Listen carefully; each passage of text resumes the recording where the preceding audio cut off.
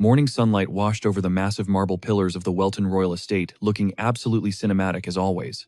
The entire mansion dripped with generational wealth. The second those golden rays hit the bedroom floors, it was the ultimate alarm clock to kick off another day. Soaking in the chill morning vibes, our main guy was already wide awake, basically just waiting for his cue. Letting out a long, deep breath, he shook off whatever heavy thoughts haunted his sleep and braced himself for reality. Gripping his insanely plush blankets, he finally dragged himself out of bed, mentally preparing for the grind. Things had taken a wild turn lately, and no matter how cozy his velvet slippers felt, he couldn't just ignore the crazy shift in his existence. Meet Jamie Welton. The kid practically rolled the ultimate gotcha, born into an ultra-famous bloodline loaded with cash. We're talking zero struggles and absolute easy mode.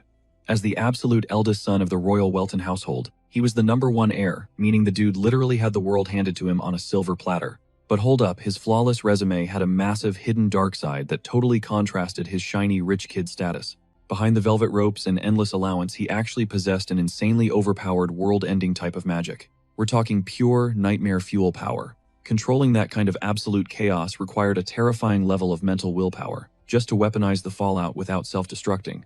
Honestly, even the legendary 12 gods couldn't take him down in a fair fight. Their only desperate play was to seal the Grandmaster away entirely, praying they could put a lid on his god-tier potential. Yeah, that was his brutal past life. But he was just biding his time, absolutely ready to unleash pure karma the second he got an opening, just to prove their little prison was completely useless.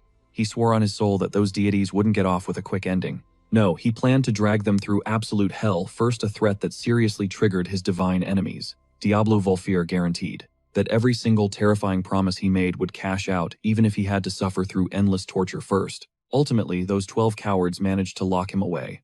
But centuries later, their perfect barrier cracked, giving him the ultimate escape route, right into an epic reincarnation cycle. While his shiny new parents were totally obsessed with their perfect little baby, this tiny toddler was secretly plotting absolute dominance behind those innocent little eyes. The dude was dying to just talk normally and drop the massive lore bomb on the two people he had to call mom and dad. But his tiny infant vocal cords literally couldn't handle the flex. Fast forward, he just embraced the high society life, soaking up all that aggressive parental affection. 9 whole years flew by since then, giving our boy plenty of time to adapt to this massive palace layout, getting swarmed by an army of maids, and having the insane luxury of buying literally anything he pointed at. Still hearing the servants sprinting down the halls just to pamper him always caught him off guard, messing with his head a little bit. Because no matter how heavily this VIP lifestyle slapped, the Dark Lord was used to running wild, thriving on absolute freedom and pure chaos back in his prime. Basically, this fragile 9-year-old body was nothing but a gilded prison. Thank God for his fiercely loyal nanny, who practically acted as his second mom, keeping him sane by literally spoiling him rotten and answering every single tiny request. The second she walked through his bedroom doors, a totally genuine smile broke through his edgy exterior. She playfully asked what he was plotting so early in the morning, and he casually brushed it off, claiming he was just vibing with the sunrise. The nanny immediately gushed, totally hyping up how adorable it was for a kid his age to get emotional over nature, which honestly made the reincarnated demon lord cringe internally at the wholesome praise. But she wasn't just there to chat. She dropped the reminder that his mom was already downstairs waiting for her favorite son. She quickly helped him speedrun his morning outfit, and the duo navigated the massive sprawling hallways, making a beeline for the dining hall. The nanny flashed a massive smile, announcing to the room that the young master had officially entered the chat, kicking off yet another super wholesome family breakfast. Even though Jamie internally dreaded this domestic routine, he played along perfectly because his folks were hardcore dedicated to bonding time. Already chilling at the table were his dad, his mom, and his little sister, and all three literally lit up the second they saw him. Not wanting to ruin the elite family vibes, he swallowed his Dark Lord pride plastered on a cute smile, and gave a sweet good morning to his current squad. The energy was nothing but pure warmth, mostly because, ever since he dropped into this world, they totally worshipped their oldest boy and wanted to hand him the galaxy. His parents just sat back, staring at their kids, with absolute stars in their eyes, utterly obsessed with how aesthetically perfect their genetics turned out. For context, Jamie's mom Sears was the exclusive daughter of the insanely prestigious Bell bloodline, but she ditched the snobby aristocratic attitude to be a totally warm, affectionate mom, and heading up the table was his current dad, Argino Welton. Not only was this guy the head of the legendary royal Welton family, but he also held the elite title of one of the kingdom's 5 sword masters. But don't let that god-tier status fool you. Behind closed doors, this absolute unit of a warrior was a total simp for his wife and kids, proving family always came first. Then there was Jamie's baby sister, Sarah. She was so tiny and overwhelmingly wholesome that literally everyone in the estate would take a bullet for her. Nobody could ever say no to Daddy's little princess. The staff basically tripped over themselves to play along with her games and grant her every tiny wish. Even Jamie had to swallow his pride and act super grateful when she aggressively spoon-fed him totally unprompted. You gotta understand the kid absolutely thrived on this kind of big brother validation. Breaking her heart just wasn't an option. Still playing the perfect sibling drained Jamie's social battery to zero, leaving him desperate for some alone time. But hey, he had an innocent little boy persona to maintain in this ridiculously loving household. Once the dinner circus finally wrapped up, he let out a massive sigh and retreated to his room, his one safe haven to just exist without pretending. He immediately belly-flopped onto the mattress, burying his face in the pillows. Finally, peace. Honestly, witnessing people genuinely care for each other gave him major whiplash. It was the complete opposite of the ruthless bloodbath he called his past life. At least this massive estate came packed with ultimate perks like an epic private library to kill time in. Even though being trapped in a toddler's body without the ability to speak properly had basically pushed him to the edge of insanity. Watching a bizarre little creature flutter his way, he sighed at how exhausting this whole facade was turning out to be. A never-ending act. Still, complaining felt pointless. He hit the ultimate jackpot, a second chance at life, and more importantly, a second chance to fight back. Plus, this reincarnation came with a brand new skill that was about to flip the script entirely. Gripping the weird familiar in his palms, his thoughts darkened. He remembered the 12 gods, the exact deities who condemned him to an agonizing void of nothingness. They sealed him away just because his god-tier potential threatened their fragile egos. He remembered them clinging desperately to their pathetic faith, acting like total parasites feeding off human worship. Sure, his current mana pool was basically a joke right now, but he had all the time in the world to level up. Besides, this current era was completely clueless about the terrifying depths of dark magic. He could absolutely weaponize that ignorance against the arrogant 12 gods who wrote him off as dead. He just needed to grind in the shadows until he was strong enough to unleash absolute hell. Suddenly, his dark plotting got totally derailed by the nanny, who popped in to announce it was story time with Mommy. Jamie instantly realized there was zero way to escape this cringe fest. Refusing was completely off the table, no matter how badly he wanted to skip it. Taking a deep breath, he mentally prepared himself for the performance. In a split second, his dead-eyed stare shifted into the bright, bubbly innocence expected of a sheltered little kid. A tiny part of him genuinely thought being locked back in the eternal void might beat having to act like a giggling toddler every single day. At least in the darkness, he didn't have to fake it. Downstairs, his mom and little sister were already waiting on the couch, totally hyped for some quality bonding time, because shockingly, this family actually liked each other. Meanwhile, Jamie was violently fighting his inner Demon King urges. Yet he dropped to his knees in front of his mom, flashing a megawatt smile. "What are we reading today?" he chimed, radiating pure, unadulterated sunshine. The sheer cuteness overload literally made both girls on the sofa freeze in pure awe. Unable to handle the wholesome vibes, they instantly lunged forward, crushing him in a massive group hug, squealing about how much they loved their precious boy. Catching her breath, his mom revealed today's pick, a legendary tale called The Great Magician Heinz. She hyped up the title, asking if they were excited. Without missing a beat, she launched right into the storytime performance. But the hype died down insanely fast. Within minutes, Sarah was already nodding off completely, losing the plot. The fairy tale wrapped up with your standard cliché, happily ever after. Snapping the cover shut, she looked down eagerly, waiting for their review. Seers beamed genuinely, hoping the magical bedtime story had blown their tiny minds. Playing his part flawlessly, Jamie flashed his brightest smile and declared he wanted to grow up to be just as overpowered as that wizard. Melting on the spot, his mom patted his head, swearing her genius little boy could easily reach that level of greatness. She bragged about how he'd already managed to crush the spirits of 3 separate magic tutors. To Jamie, though, that wasn't exactly a flex. Those basic instructors they hired were total amateurs. Breaking them was literally just child's play for a former grandmaster. Hyping him up further, she dropped a bomb his dad had pulled some major strings to hire the absolute strongest mage available.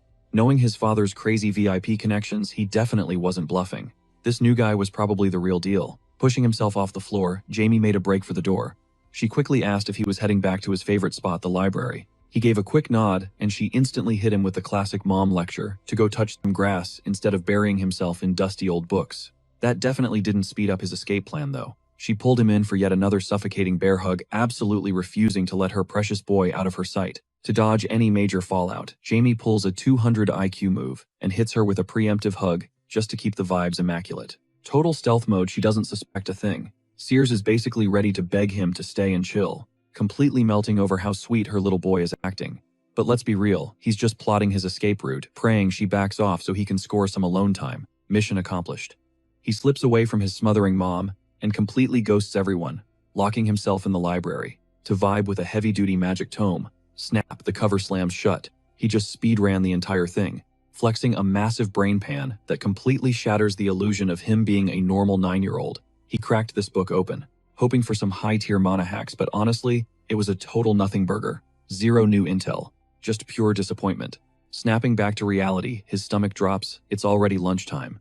And no matter how exhausted he is from doing the whole family meal routine, 3 times a day he has to keep up the act. But as he slides up to the dining hall, he gets completely hit with a plot twist.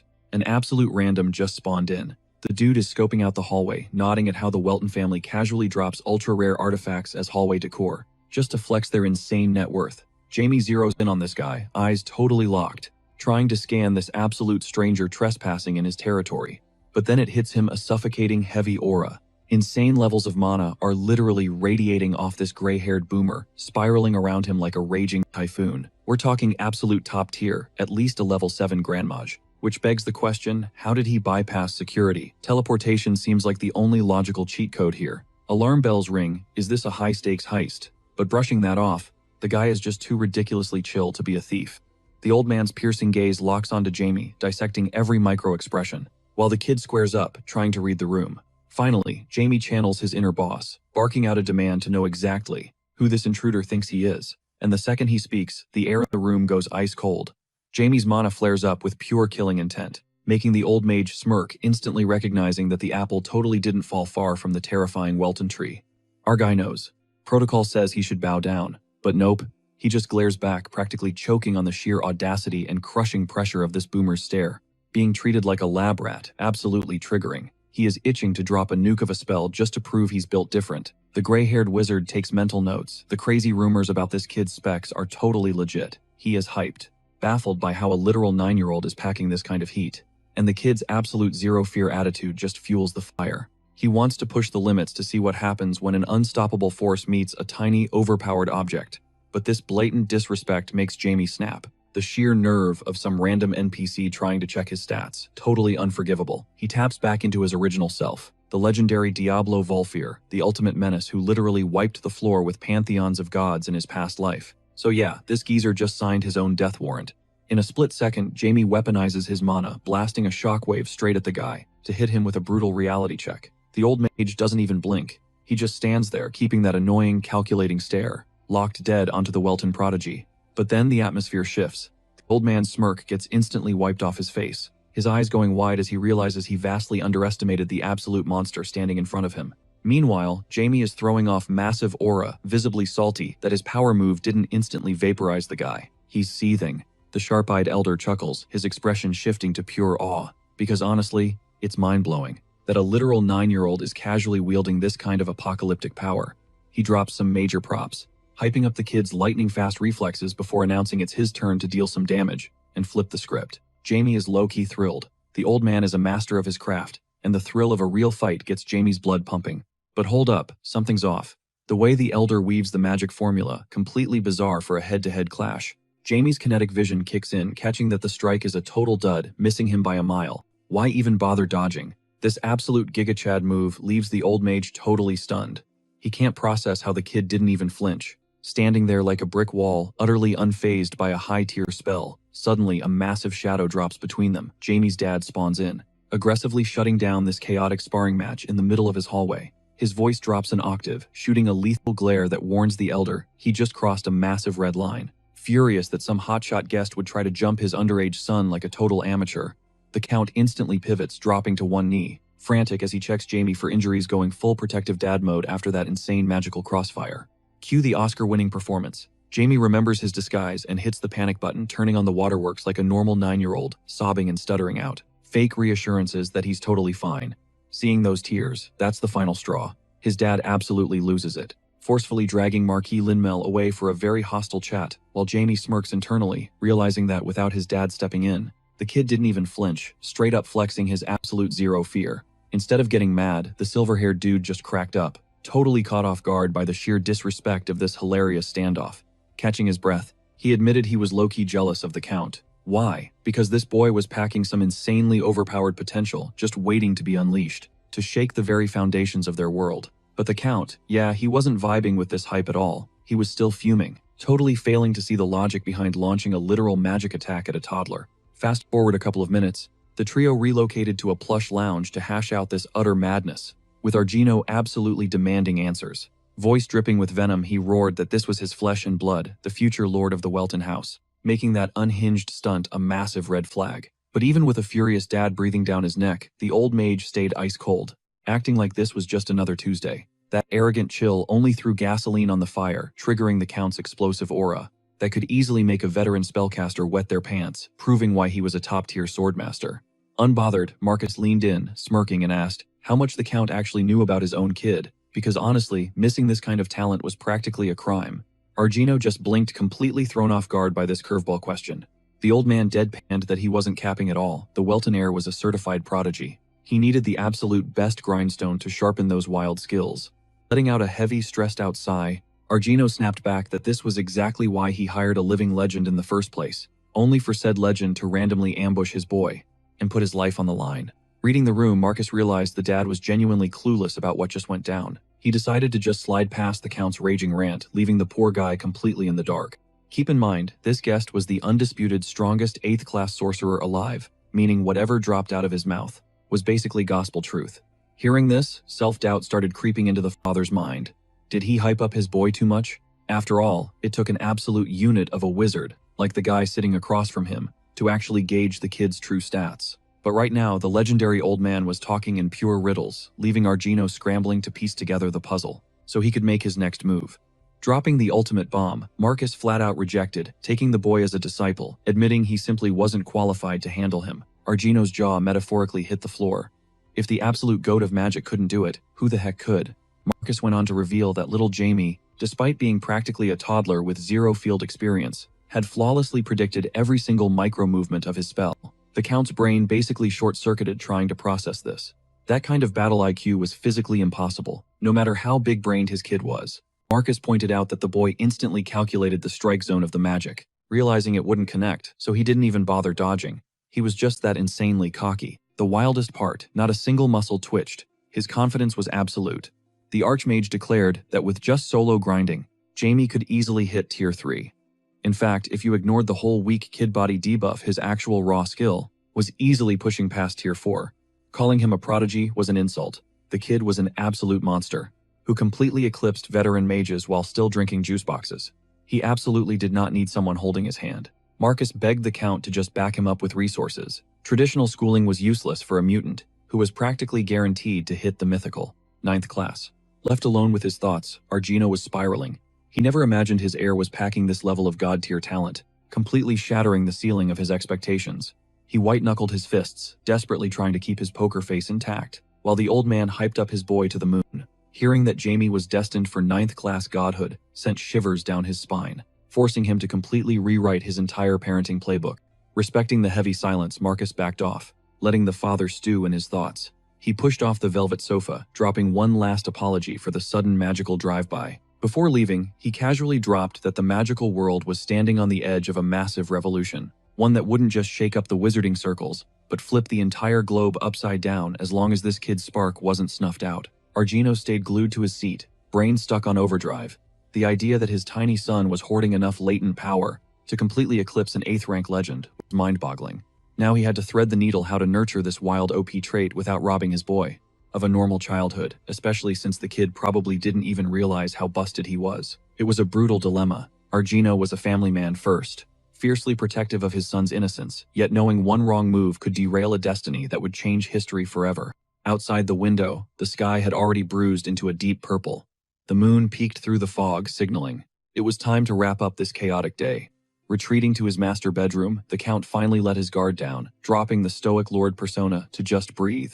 Jamie was totally wiped out. Honestly, dealing with his mom's absolute meltdown after she caught wind of the gray-haired wizard's stunt was draining. She was in full mama bear mode, completely terrified for her kid's safety. She swore up and down this would never happen again, vowing to make that old geezer pay for pulling such a shady move. At first glance, the whole day felt like a massive waste of time. But honestly, this bizarre day actually handed him a massive win. Getting hit by that geezer's spell was a disguised blessing.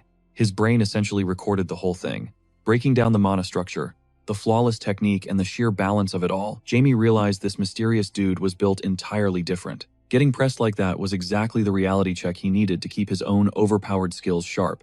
But the biggest plot twist, his own dad. Count Welton moved with such lethal precision, it practically left Jamie speechless. He always knew his pops was a beast, but witnessing that god-tier swordsmanship firsthand hit different, proving the man was an absolute menace.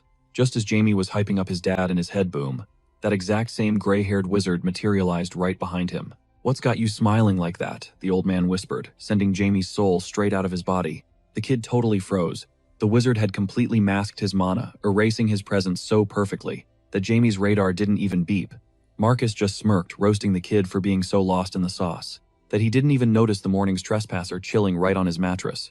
Once the shock wore off, Jamie's anxiety spiked into pure frustration. His brain short-circuited, trying to process how this old man bypassed all the security. Honestly, Marcus had successfully rattled him. Jamie sat there sweating bullets, furiously calculating an escape route while wondering what this creep wanted in his room. Marcus cracked up, totally amused by how easily the kid jumped. The old wizard completely forgot he was technically bullying a literal 9-year-old. Jamie brushed off the disrespect, his mind racing to figure out how the heck this guy bypassed the manor's wards, and what his endgame was. Casually, the geezer dropped that he simply teleported in. That detail alone screamed Grand Mage, since spatial magic was locked behind an insanely high skill ceiling. Marcus leaned in, teasing Jamie for acting like a perfect little angel when his dad was in the room. But the second they were alone, the kid dropped the act, completely shedding that innocent 9-year-old facade. Defensively, Jamie snapped back that dealing with family versus some random stalker required two totally different personas. That just made Marcus laugh harder. The old man wiped a tear, sighing that he was too tired to keep messing with a child. Jamie was just glaring at him, utterly confused by this chaotic energy. Why was this insanely overpowered stranger staring at him like a proud grandpa? Instead of dropping any actual lore to clear things up, Marcus casually tossed a thick, ancient-looking grimoire onto the bed, mentioning it would be a massive game-changer for his future. Jamie immediately got suspicious. Why hand over top-tier loot to a random kid? But Marcus totally dodged the question. Instead, he hit Jamie with a brutal reality check. The magic the kid flexed earlier was basically ancient history. He needed a serious software update with modern spells. Jamie's face twisted into pure offense, calling his legendary magic outdated was wild disrespect. But Marcus totally misread the glare as awe over the legendary item. The wizard bragged that the book was packed with his own custom, overpowered spells, and Jamie was getting exclusive early access to it. Okay, now the kid was officially hooked. He desperately needed to analyze the power gap between his ancient spells and whatever this modern grandmaster was cooking up. Jamie wasn't stupid. If he wanted to survive this era, adapting to the current meta was absolutely non-negotiable. His long sleep had left him way behind the curve. Suddenly, the chaotic energy vanished, and Marcus locked eyes with him. The old man's aura shifted into something intense, stating he was betting big on the kid standing before him. Jamie just stared back, sweating slightly. Marcus challenged him, saying he couldn't wait to see how overpowered the boy would become before they crossed paths again. And just like that, poof, he vanished without leaving a single trace of mana. Jamie let out a breath he didn't know he was holding. That dude was a walking natural disaster. Curiosity taking over, Jamie finally cracked open the heavy cover of the grimoire. The very first page hit him with a heavy truth. All the mana flowing through this world must channel directly through the caster, ultimately anchoring itself deep within their heart. Sure, this was the absolute best way to master mana control, but it came with one massive catch. The human body could only channel so much raw energy at once. Plus, according to the master, his current spellbook was straight-up ancient history. He had to crack the code on Marcus's modern magic. Hyped out of his mind, he inhaled every single page, completely locked in. He soaked up the knowledge like a sponge. But reality hit hard. This stuff wasn't just fascinating, it was insanely complicated. To make it work, he literally had to feel every microscopic particle of mana seeping into his pores and flooding his veins. Pulling off a technique this intense required some next-level focus and a flawless mind-body connection. He flopped face first onto his mattress, wondering what kind of freak could actually pull this off. Honestly, the old-school methods were way smoother, totally practical, and didn't come with these ridiculous side effects. But then, his massive ego kicked in. Hello, he was the one and only Diablo Valfir. Quitting just wasn't in his DNA. He bounced right back up, gears turning as he mapped out a brilliant strategy to conquer this new challenge. Seconds later, he was staring down the exact same textbook he'd rage quit just moments prior. A light bulb went off. This guide was a total game changer, and he silently sent a thank you to the old wizard. He swore right then and there to devour every single word, weaponizing this newfound knowledge to min-max his own stats. But to kick things off, he desperately needed a hyper-reliable assistant. With a flick of his wrist, Jamie summoned Pip, a hovering eyeball familiar that always teleported exactly where he needed it. Honestly, even Jamie was low-key stunned by how fast the little guy spawned in on command. "Hit me with some mana," Jamie ordered, and the familiar happily geared up to assist his boss. The shadowy creature locked in, visibly flexing as it hyper-focused on executing the command perfectly. Its eyes snapped wide open, unleashing a burst of pure, raw energy, the exact ingredient Jamie needed to start cooking. Right off the bat, he hit the first major roadblock. His physical body hit a hard cap on how much mana it could absorb. To nail the textbook technique, you needed painfully exact measurements, something almost impossible to micromanage manually. But Jamie had a major cheat code. Black acted as a perfect automatic filter, saving him from total mental and physical burnout. Thanks to their soul contract, the familiar could slice the energy output into the exact microdoses required. Problem solved. Black was the ultimate hack for mastering this next-generation magic system, and Jamie had to speedrun this whole process just to keep up with the current era's elite prodigies. With the first hurdle cleared, the second issue didn't seem nearly as intimidating. He just had to work around the fragile stats of his current 9-year-old vessel. The fix, simply spreading the energy load evenly across his entire nervous system. Boom. Flawless. He kept grinding these magic experiments all night long, the hours vanishing in a blur. He stayed busy optimizing his new buffs, but since it had been literally hours, with zero noise from his bedroom, his nanny and dad finally posted up at his door, totally weirded out by his radio silence. They cracked the door open and just froze, completely paralyzed by what they saw. The nanny was utterly clueless about what was happening. His dad, though, recognized the vibe instantly. Yet even he was shook to find his kid deep in a hardcore meditation trance right at dawn. The Count literally couldn't blink. The magical aura radiating off his boy was absolutely hypnotic, pulsing with a flawless natural rhythm. The nobleman just watched in pure awe. Realizing Marcus's parting gift had forcefully leveled up Jamie's mana pool practically overnight, he never could have guessed his innocent 9-year-old was packing this kind of god-tier magical talent. Blown away, the boss of the house immediately banned anyone from interrupting Jamie's grind session today. He stationed a few maids right outside as a VIP support squad, just in case the kid woke up and needed anything. Meanwhile, the poor nanny was stressing out of her mind, desperately trying to compute what was going on with her young master. The Count's brain went into overdrive. If Jamie ditched the sword to become an elite spellcaster, it completely changed the game. It flipped the entire script on their family's future, easily dwarfing the magical bloodline he inherited from his mother's side. This level of genius shattered every expectation, making his maternal relatives look like absolute amateurs in comparison. The Count was hyped. Jamie could legitimately hit the legendary Tier 9, a realm of godlike power Marcus had predicted, while the kid himself was just chilling in his room leveling up. Golden hour sunlight flooded the massive estate, but our boy was locked in. He was grinding away, trying to crack the code of his own core magic. Total tunnel vision. He dove deep into his spiritual center, desperate to figure out the mechanics behind this brand new power system. Well, new to this body, but it was the exact same system he used back in his past life. Snap. His eyes shot open, breaking him out of that intense flow state. He had been in the zone for hours. Reading his own energy like an open book, a smirk crossed his face. He totally nailed it. Splitting raw mana into microscopic particles is usually a chaotic, explosive mess, which definitely threw him off at first. But after just a handful of tries, it clicked like pieces of a puzzle. Still, he hit a hard wall at the 4th tier of mana. For a guy with his god-tier ambition, that was nowhere near enough. To be fair though, he literally picked up this mana control technique a few hours ago. Hitting tier 4 that fast is straight up terrifying. He was practically knocking on the door of the 5th tier, but he had to face facts. This kid's body was way too fragile to handle that kind of heat. Pushing it any further would literally fry his physical limits, so calling a timeout was the only play. Sitting nearby, his absolute unit of a shadow pet was watching like a hawk. The creature subtly checked his vibes, trying to mentally tell his boss to chill out. A quick telepathic chat later, Jamie threw in the towel. Wrecking his own body for a quick power-up just wasn't the move. Plus, the literal gods he planned on destroying weren't going anywhere anytime soon. With that sorted, he cloaked his familiar in a heavy layer of invisibility. To dodge all the annoying questions from the servants. It was time to step out of the lab and go check on his dad. Masking the beast's energy was crucial. If his old man caught wind of a dark entity living in the manor, it would be game over. Black caught the drift in seconds. He instantly sucked up all the heavy mana residue his master had been leaking during the training montage. It was a flawless sync. Being bound as a familiar meant their teamwork was entirely telepathic and seamless. His dad wouldn't suspect a thing. Once the room was completely scrubbed of any magical fingerprints, the coast was finally clear. Jamie headed for the door, but let's be real.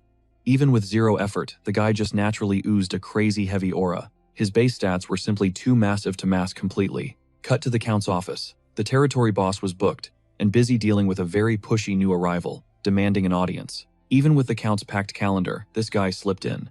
The visitor smoothly mentioned how the heist territory was basically a dead zone for religion, And then he dropped a massive thank you for letting the Zenith Church finally set up shop on their turf. Count Argento played it cool, stating he only greenlit the project because faith usually keeps the locals happy and productive. A simple business transaction, right? But the church rep looked confused by this totally clinical answer. The guy started sweating, wondering if the Count was hiding some secret off-the-books terms they never negotiated. Argento leaned back, his tone freezing over. He made it crystal clear that every move he makes is strictly to benefit his land. And since these holy men were stepping onto his property, they better remember exactly who runs the show around here. The atmosphere instantly shifted. The polite chat was actually a heavy-handed threat dressed up as a welcome, basically telling them, do not treat my people like mindless cultists. It was a massive flex showing the church that Argento was not a guy you mess with. The Count kept an iron grip on the vibe, wrapping up the quick power play conversation. He practically pointed at the door telling the guests to beat it if they had so much holy work to do. Tossing out a fake wish for safe travels, they traded awkward goodbyes beneath the so-called blessing of Zenith. The tension in the room could cut glass. Through it all, Argento kept his poker face absolutely flawless, wearing this polite, icy smile right up until the heavy oak doors finally clicked shut. The second he was alone, the smile vanished.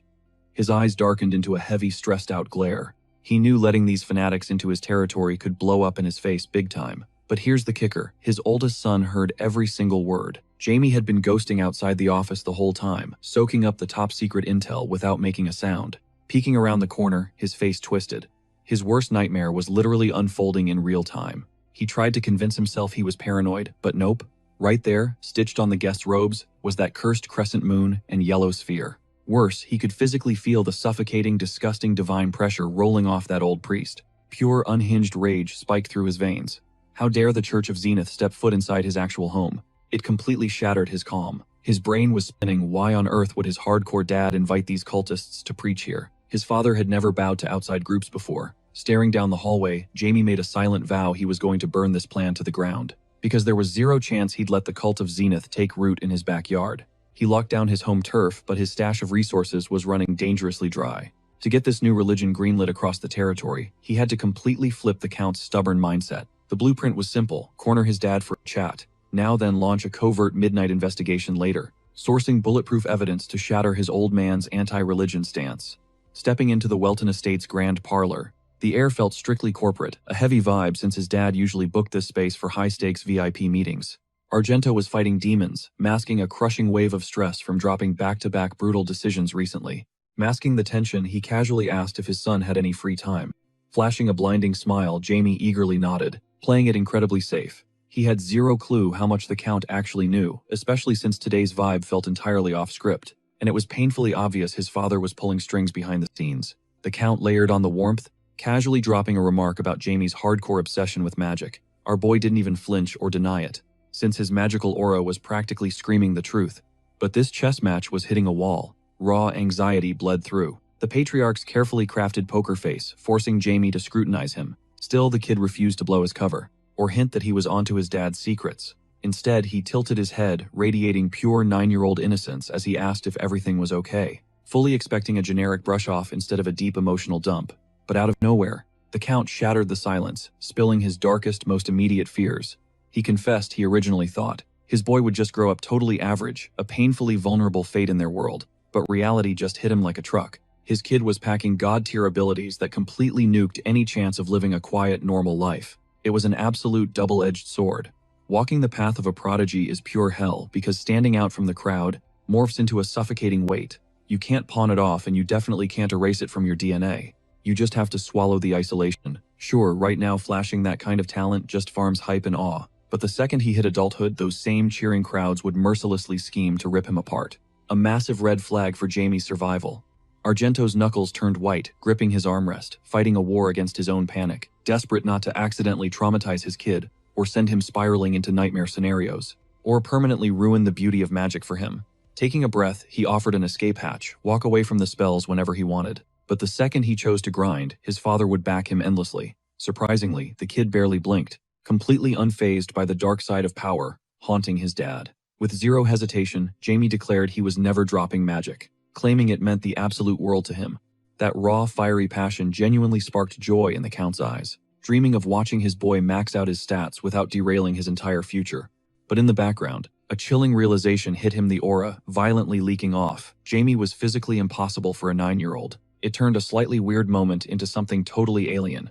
The Count could literally feel his son's raw energy radiating through the room, watching in sheer terror as the boy effortlessly vacuumed up even more power. This completely shattered his expectations. The most terrifying part, the sheer force was bleeding from every single pore of his body. Basic magic theory dictated that mana strictly pools in the heart, yet his son was actively rewriting the laws of physics. Seeking answers, he brought up the grimoire, gifted by Marquis Linmel just last night, probing to see if Jamie had cracked its secrets. Dropping an absolute bomb, Jamie beamed with chaotic energy, proudly announcing he didn't just speed read the entire relic and memorize the core concepts, he actually debugged the trash formulas holding back the spell's true firepower. His dad mentally blue-screened. His jaw practically hit the floor, completely paralyzed by the insane leveling speed. Achieved solo overnight from a single textbook. A suffocating dead air hung between them. Jamie vibrated with excitement, ready to info-dump everything he had just cracked. But the Count was actively glitching out. His brain simply couldn't process that massive data dump without completely short-circuiting. Doing the mental math, Argento realized he was staring at a living myth. His kid was genuinely locked in to become a legendary, 9th-class sorcerer, a reality too insane to fully comprehend. But the gut punch, staring at this 9-year-old monster, the Count instantly felt like an absolute scrub. His own life's work looked like a joke compared to what average mages could even dream of wielding. Sensing the shift, Jamie instantly flipped the switch, playing the clueless kid who couldn't figure out why his dad was having a total meltdown of pure awe. Realizing he might have flexed a little too hard, he quickly dialed back his act. He dropped the ultimate dad praise, raving about how insanely proud he was of today's mind-blowing progress. A massive, glowing smile instantly lit up the kid's face. Let's be real, what child wouldn't completely melt hearing their dad call them a literal prodigy, giving the boy's hair an affectionate ruffle? The old man pushed himself up and stepped out, needing some quiet time to process everything and piece the puzzle together. Cut to Jamie, who was practically counting down the seconds until they'd finally get out of his face. He was completely done acting like some naive kid blushing over a basic compliment. Deep down, he fully clocked the real reason they were hyping him up. But plot twist, Argino's eyes locked onto black. He flat out asked if that shadow was his familiar. Cue the internal panic. Jamie had been busting his back to keep his little pet off the radar for as long as humanly possible. This completely derailed his master plan, since exposing his summon was strictly off-limits, leaving him blindsided by the worst kind of jump scare out of absolutely nowhere. His mask slipped for a split second. All that effort to keep this secret buried just instantly up in smoke. Time to improvise. Totally oblivious to Jamie's internal freakout, his dad started grilling him about the magical creature's shape, sizing it up, and casually guessing. It was basically a bat. Kicking himself over the fact that his old man instantly sniffed out its dark magic origins, Jamie scrambled for an excuse. He spun a lie claiming he molded it into a bat and kept his mouth shut, just to hit him with an epic surprise later. Realizing this magical flex was entirely his son's doing, the guy was absolutely stunned. He pulled him into a massive bear hug, practically bursting with pride over his heir's god-tier talent. The second the door clicked shut, Jamie was drained. He dragged himself to his room to recharge his social battery. Utterly exhausted from starring in this fake family sitcom, he just couldn't vibe with a household that actually showed genuine affection, tossing hugs around freely while he was forced to play along. Cut to the city streets, where dusk had rolled in, and the locals were pouring out to blow off some steam after the daily grind. Blending right into the crowd, Jamie went full ghost mode. Rocking a hood to mask his identity, he slipped into the night. He pulled off this stealth mission all thanks to his familiar, a loyal shadow bound by its very code, to obey its creator without a single glitch. Our boy was on a hunt to figure out why some rogue cultists from a religion that already had major beef with him decided to crash his turf. And just like that, the midnight recon began. Using Black as his personal drone, he hijacked a bird's-eye view, locking onto the neon-lit streets below. It didn't take long before he intercepted a shady conversation between two goons chilling on some crates. They were sweating over their next move, totally stressing about the orders handed down by the big bosses they were trying to impress. Guy number one, Philip, basically a mid-level manager in an underground syndicate called Livel, who was heavily regretting signing up for this mess. His buddy Jans was way more unhinged, just a low-level grunt, but sharp enough to know the higher-ups were literally throwing half their squad under the bus for a quick payday. In their eyes, Haste was usually a safe zone. The Count here would conveniently ignore the mob, as long as they didn't cross any major red lines. But human trafficking, yeah, that was an instant death wish. Still, the other dude couldn't stop obsessing over the insane payout, thinking this risk could literally rocket them out of the gutters. Sure, the odds of surviving this heist were practically zero, making it a seriously toxic gamble. It was an absolute house of cards, volatile as a spark in a hurricane. If they got busted, the fallout would be legendary. You had to factor in the Count's extreme obsession with his own kids. If he caught a single whisper about a child trafficking ring operating in his backyard, the man would go scorched earth, ripping the city apart piece by piece. It was no joke, literally that same day the entire criminal underworld would be wiped from existence. The Count absolutely had the firepower to delete them. Yet somehow the mastermind running this whole op was completely delusional, convinced they could ghost the authorities and bag all the loot without a single scratch. The grunts were totally clueless on how they'd outsmart an absolute unit like the Swordmaster. Even though rumors claimed Hani's crew had their backs, that info did absolutely zero to calm the other guys' nerves. These two were stuck between a rock and a hard place. They had to choose between executing an order that screamed suicide mission, fleeing for their lives, or ratting out the architect behind this whole nightmare. Bound by the streets, they finally realized their best play was to pin the blame on someone else entirely. Reporting it was completely off the table. Their only shot at surviving this mess was to pack up, lay low, and vanish. Going off the grid blind wouldn't cut it though. This syndicate had eyes everywhere and would tear the entire territory apart just to hunt them down. Right now, their entire game plan boiled down to one pathetic goal: buying themselves just a few more days of breathing room. They needed to hustle hard. Every second counted, and they had to stall the hunters until they could scrape together enough gear to actually disappear. Both of them were absolutely fuming. Tossing their comfortable lives into the trash for some wild, deadly goose chase was not on their bingo card.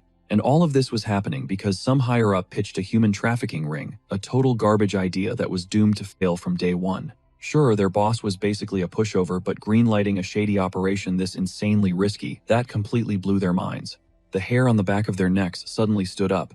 Stepping out of the shadows was a literal kid, proving he had been eavesdropping this whole time. They had just dropped the most classified top-tier syndicate secrets out in the open. The tension in the alley instantly skyrocketed. They were desperately trying to scrub their tracks and keep their circle totally closed, and now this random brat just crashed their private pity party. Jamie just stood there flashing a cocky smirk. He knew he held all the winning cards in this little standoff. Tilting his head, he dared them to ask the real question. Did they even have a clue who they were dealing with? These thugs were not in the mood for riddles. If even a whisper of their syndicate's plans leaked out, they were dead meat. Zero hesitation. One of the goons launched a brutal right hook straight at the kid's face, aiming to permanently silence their little spy. The second thug, a massive branch boss, instantly backed him up, lunging forward to finish the job. They had crossed the point of no return. This stranger had to be erased. But right as their fists were about to connect, Jamie just evaporated into thin air. Their knuckles hit nothing but empty space instantly, sending a shockwave of pure panic through their veins. Letting this kid slip away meant signing their own death warrants. He was a walking time bomb who could spill their secrets, straight to the heavy hitters who would gladly wipe them out. Before they could even blink, a chilling voice echoed from right behind them, calling them absolute brats. Jamie casually mentioned that their little conversation was way too spicy for him to just walk away without doing a full interrogation. He dropped down right in their blind spot. The thugs flinched hard, absolutely terrified that this pint-sized kid possessed such insane agility. Stepping up, he demanded the full scoop on their little dilemma, and just to establish the brutal power gap between them, Jamie unleashed a suffocating wave of pure mana, slamming it right into their chests. The message was loud and clear. They were completely outmatched. The syndicate members were paralyzed. Their brains short-circuited, trying to process this insane twist, leaving them totally helpless. As this overpowered kid laid down the law, it did not take long for them to crack under the pressure and spill every single detail. Lying was totally off the table when you had a god-tier menace breathing down your neck. The two terrified criminals hated playing the traitor card, but self-preservation kicked in hard. Surviving this monstrous kid was way more important than protecting the garbage bosses who threw them under the bus in the first place. Jamie soaked up every word like a sponge, his blood slowly starting to boil. A child trafficking ring. This was the absolute lowest of the low. It was the exact type of filth his father despised more than anything breathing. Jamie could barely wrap his head around the sheer stupidity of these guys, actually thinking they could get away with selling human lives for a quick cash grab. Did they seriously think karma would not catch up? The idea that corrupt elites played God with human lives, turning lackeys into mindless chess pieces, absolutely disgusted him. They just followed orders like total sheep. But what really bugged Jamie was why the big bosses at the top thought they could pull this off without triggering a massive war. Anyone with a working brain knew the Count's fierce reputation. He would burn their whole operation to the ground. As Jamie pieced the puzzle together, a heavy, unexplainable dread settled in his gut. Time was up. He needed to wrap this little interrogation up. Focusing his mana, he locked onto their minds to completely wipe his own presence from their memories. He planted a deep, hypnotic command right into their brains, an order they literally could not resist. He commanded the duo to march straight to the Count's estate and sing like canaries. Like absolute zombies, the two thugs snapped to their feet, their eyes totally glazed over as they moved out to execute their new mission. They were heading straight into the lion's den. Jamie smirked, knowing that the second the sun came up, absolute chaos would flood the streets. His dad was going to go nuclear and rip the entire syndicate out by its roots. While Jamie started plotting his next epic power move, the two brainwashed syndicate goons marched blindly toward the massive estate, completely dead to the world around them. Jamie's mind control magic was genuinely terrifying. Deciding it was time to play it smart and stop pushing his luck, he called upon his loyal shadow, Familiar Black, to pull him out. Black instantly answered the call, flooding the alleyway with a thick pool of dark mana. It wrapped around Jamie, acting as the perfect camouflage to slip away, completely erasing him from the grim scene. He did not even need to take a single step to pull off the ultimate escape. Out of nowhere, a literal human body gets launched past Jamie. Yeah, he definitely wasn't alone in this alley. He locked eyes with the airborne dude who looked absolutely wrecked, completely outmatched, and backed into a corner. The guy's face was a whole mess of pure panic, zero comprehension, and absolute ugly crying. He was totally helpless. But before Jamie could even process that boom, another body came crashing through the air, tossed like a rag doll by someone way out of his league. Jamie instantly went on high alert, scanning his surroundings. He had to brace for a jump scare. In a sketchy zone like this, literally anything could pop out from the shadows. Then it echoed down the street, some arrogant voice from the darkness, just ruthlessly roasting the two guys who got tossed. Jamie tuned out the noise, trying to pinpoint exactly who he was dealing with. The loudmouth wasn't solo, he had backup. His goons were actually trying to shush him, whispering that all this yelling was going to pull security right to their VIP brawl. But Jamie unbothered. He stepped up with main character energy and casually asked where this psycho, screaming in the dead of night, crawled out from. Honestly, Jamie was low-key furious. How dare this random lay a finger on his personal pawns? These guys were supposed to run an epic side quest for him, and now it was totally derailed. Plans ruined. It was payback time. He was about to give this so-called gang boss a harsh reality check and flex what real terrifying power actually looked like compared to that weak display. The cloaked mage locked his door aura onto the squad. They had zero clue who they were messing with, just staring blindly at his hidden face. Just by stepping up, he literally paused the Grim Reaper for his two beaten lackeys. But that borrowed time wasn't free. He mentally commanded them to finish the job. Meanwhile, Hani, the mid-tier boss of the rival crew, stepped up and ordered his minions to drag the two bruised thugs and the cloaked kid over to him.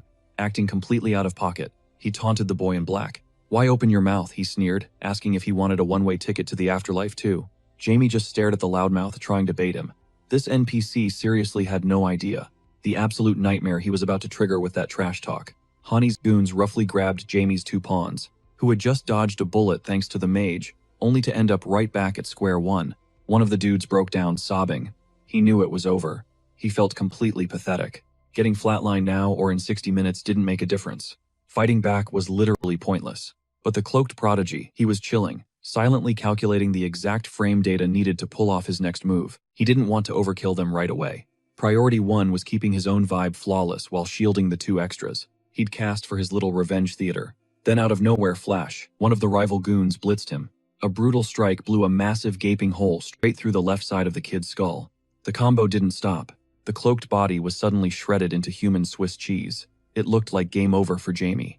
Hani burst out laughing, watching this brave kid get obliterated so badly, he couldn't even scream.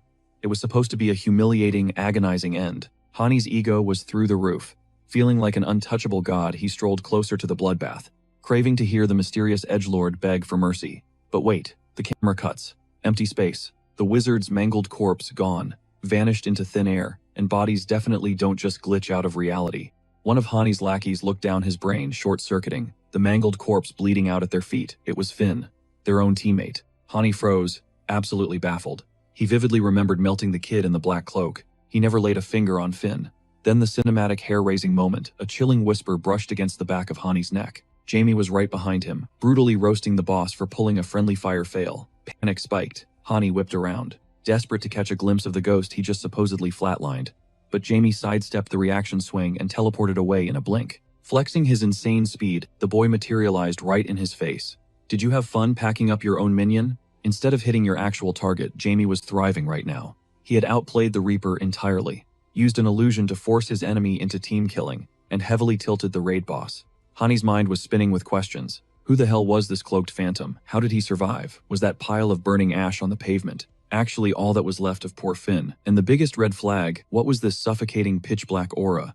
Wrapping around the young mage like a demon, Jamie just smirked. He dropped a cold warning, "Don't act tough, and rush in blindly when your mana is stuck at a pathetic level 3, because in this lobby he was completely outmatched. This syndicate branch boss wasn't about to just take the L and roll over, fighting tooth and nail right down to the wire in a desperate bid to break free from the mage's suffocating grip. Bro whipped out 3rd tier explosion magic to get the job done. Sure, it didn't pack that god tier 5th class punch, but it still hit like an absolute truck. He was dead set on incinerating this kid's tiny frame, turning the very brat who just clowned him into absolute ash. A blinding spark ignited between them, the supposed grand finale of this clash, which had completely derailed thanks to Jamie's galaxy brain deception. Yet our boy didn't even flinch. He straight up mocked him, claiming that when facing a true powerhouse, people morph into pathetic, fragile puppets, completely at the mercy of their master. That is exactly why he found it so incredibly satisfying to brainwash arrogant fools, who actually thought they stood a chance against his magic. A mere handful of seconds passed, before the boss completely collapsed, violently hitting his knees in a display of total helplessness. That cocky mobster energy from a minute ago, completely wiped out, replaced by raw agony in his final miserable moments. His lackeys watched the whole thing go down their jaws practically on the floor, seeing their boss get absolutely folded, with zero sweat broken. That massive reality check made one thing crystal clear: they were up against an absolute monster. They needed to dip, fast, before his ruthless wrath locked onto them next. Following their leader's brutal takedown, instead of begging or yapping, these goons basically accepted their fate, cursing their totally garbage luck for even stepping foot in this area today. The same guys who were just plotting their great escape from a battle, screaming guaranteed game over, suddenly realized they were boxed in. No exit, no hope. With one lethal, calculated step, Jamie could snuff them out, sending them to the Shadow Realm before their brains even processed the threat. And that is exactly what went down. Flashing a darkly satisfied smirk at their sheer terror, the young mage simply clenched his fist and permanently hit the mute button on their suffering. Dusting off his hands, he spun back to his original target, the big boss, now surrounded by his fallen crew, ready to squeeze him dry for his own personal agenda. Zero hesitation, zero questions asked. He viciously yanked the dude up by his hair, dragging his battered face forward to ensure he was fully locked in for the ultimate command, about to drop.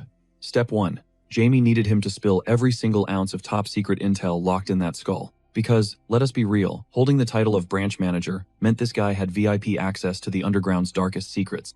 Absolutely scrambled by the crushing magical pressure from those final hits, the boss was stripped of his free will, transformed into an obedient, mindless zombie, forced to blindly echo his new master's commands. Like a broken record, he spilled the entire disgusting blueprint regarding the underground child trafficking ring.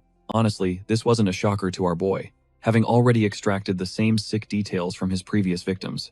But this juicy confession proved that the black market rumors were 100% legit, giving him the perfect leverage to finally force a heavy confession out of his own father. Now came the real headache: what to do with this shattered gang leader. Even though Jamie barely flexed on him physically, the guy's soul was utterly annihilated. The physical shell remained intact, but the Grim Reaper was already knocking. Normally, a 3rd-tier magic user biting the dust like this would instantly respawn as an undead minion.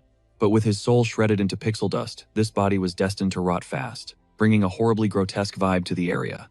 Out in the blood-soaked trenches of a war zone, totally normal. But dropping a decaying zombie in the middle of a populated city, that was a fast track to mass panic.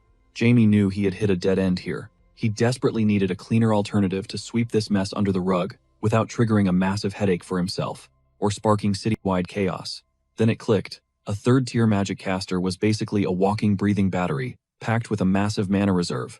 Time to get a little creative with recycling.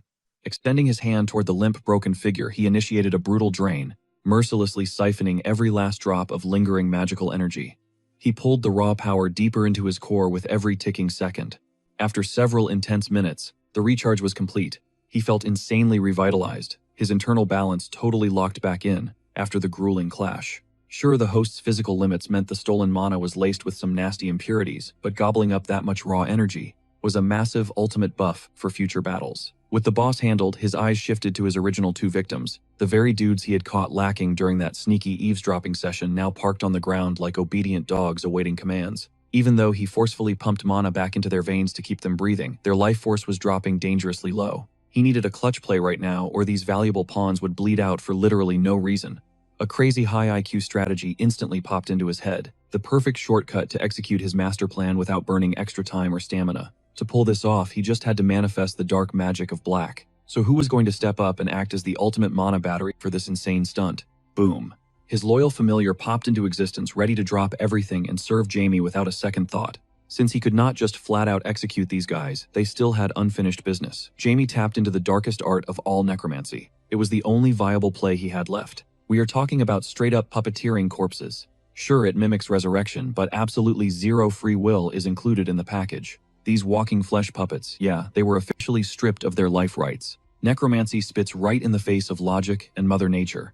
It is pure, unadulterated paranormal chaos. And starting right now, these two dudes were permanently on his undead payroll. They were stuck walking around as mindless meat shields, completely defying the cycle of life and death, existing solely to execute his every command.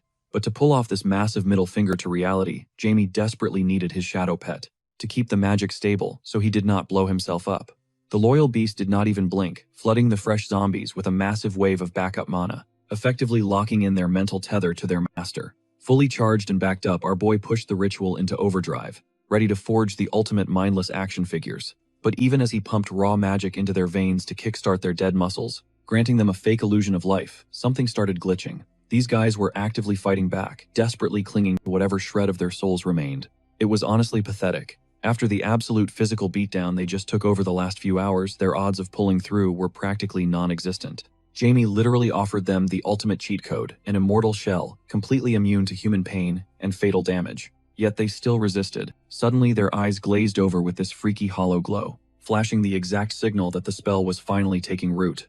Not wasting a single heartbeat, Jamie sped up the incantation to seal the deal, refusing to leave them even a sliver of a chance to snap back to reality. The purple-haired guy broke first, his human consciousness completely shattering as his mind plunged into a dark, endless void. He let out an absolutely blood-curdling shriek as the dark magic violently mutated his body from the inside out. Seconds later, his buddy suffered the exact same fate. Rest in peace to their humanity, they were officially full-blown walking corpses. Black was the absolute hard carry in all of this, working overtime to feed Jamie a massive, unending stream of raw magic power. Jamie stared down at his new creations intensely, praying this crazy gamble actually paid off, and he had secured his elite undead squad. The second word spilled from their dead lips. It confirmed his total absolute domination. He owned them now. But hold up. A split second later, a chilling vibe made him question if the spell actually worked flawlessly, because lurking right behind, pitch black, otherworldly aura oozed off their bodies like absolute nightmare fuel. The duo just stared right through him, their eyes totally hollow as they processed their new reality. But after that chaotic ritual, Black started tweaking, pacing around like he sensed a massive glitch in the Matrix, leaving Jamie totally clueless. The kid snapped at his familiar to zip it, and stopped stressing heavily, implying that having zero doubts was mandatory for their master plan to actually work. He was dead set on the fact that his little buddy had nailed the execution perfectly. So he tried brushing off the panic, aiming to keep the vibe stable. Deep down though, Jamie swallowed his pride and realized he fumbled the bag himself. He kinda saw this epic fail coming, but watching his own flawed handiwork play out was a tough pill to swallow. Even though he didn't want to ego trip over his past overpowered status, catching himself making total rookie mistakes still stung horribly. Messing up a basic entry-level summoning, he seriously debated just scrapping these two unlucky test subjects right then and there. If they couldn't execute his flawless strategy, they were just straight up dead weight. Walking around, leaking abyss-level dark energy meant sneaking into Janice's holy turf, or even grabbing a drink at a local pub, was completely off the table. Their stealth stats were literally at zero. Meanwhile, Black was acting super unhinged, doing absolutely everything in his power to snap his spacing out master back to reality. To finally get Jamie to look down, the Shadow Beast literally chomped onto his cheek, practically screaming that he was ready to carry the team on his back. Jamie flared up, low-key offended that his minion would disrespect the boss hierarchy like that. But once he snapped out of his funk and actually locked eyes with Black, the creature smoothly drifted down, right onto the skull of one of the fresh zombies staring intensely. By channeling his focus, the familiar could hijack their dark aura, basically giving their chaotic undead models a much-needed stealth patch. Watching that massive demonic smokescreen vanish left Jamie absolutely hyped. He had no clue his pet skill tree was this broken. Black flexed his abilities right then and there, proving he was the ultimate ride-or-die sidekick, ready to clutch up whenever things went south. He straight up vacuumed every ounce of that busted dark energy that was ruining the zombies' stealth capabilities, clearing the stage so his master could shine again. Cue the glow-up. The two corpses reverted to looking like totally average NPCs, perfectly matching the master's original sneaky blueprints. Jamie did a quick visual sweep of the room, scanning for any extra traps or glitches that might derail his plot. But instead of danger, he just spotted his bloated familiar, totally gassed out. After tanking all the rogue magic that Jamie accidentally spilled, the necromancer immediately showered his pet with hype, praising the little guy for saving the whole tactical operation from flopping. Pivoting back to his fresh mob drops, he figured it was time for an unboxing, giving them official titles and just enough brain cells to run basic errands. Jens was getting a rebrand as Ozard. It perfectly matched his menacing, super toxic villain aesthetic. Meanwhile, Philip got hit with the tag Rizal, a nod to his beastly blood-sucking vibe that totally contradicted his pathetic begging from before. Jamie sparked them up with a single activation command, flashing a smug grin because he literally owned these two trapped souls' body and mind now. At the drop of a syllable, the undead duo snapped to attention, completely locked in and ready to execute whatever unhinged side quest their boss threw at them. He could literally flick his wrist and their hollow eyes would track the movement, mechanically processing their next waypoint based on his voice. Honestly, the whole scene was insanely ironic, considering 5 minutes ago, these dudes were scheming a grand escape to start fresh and ditch the shady syndicate. Fast forward and they're right back to being corporate slaves, just, as literal rotting meat puppets this time. The brain-dead duo just kept staring at Jamie's hand like a buffering video, completely frozen without a direct prompt or any shred of free will. Jamie realized their operating systems were still booting up, needing a hot second to calibrate, because their flesh avatars couldn't process the hardcore magical upgrade they just survived. Sinking to their knees, the husks bowed down, radiating absolute submission to the literal god who yanked them from the grave. Even if their new life was totally cursed. Out of nowhere, the newly minted Ozard rasped out a question asking if the kid was his maker, slowly piecing together the wild reality check. Jamie didn't even blink before dropping a hard yes, wanting to instantly hardwire the fact that creator meant absolute boss in their smooth brains, ensuring they'd be top-tier minions. Meanwhile, the confused zombie started questioning who this cloaked mystery guy. The kid standing across from him barely looked a day over 10, but the suffocating aura bleeding out of him, absolutely terrifying. It completely defied logic.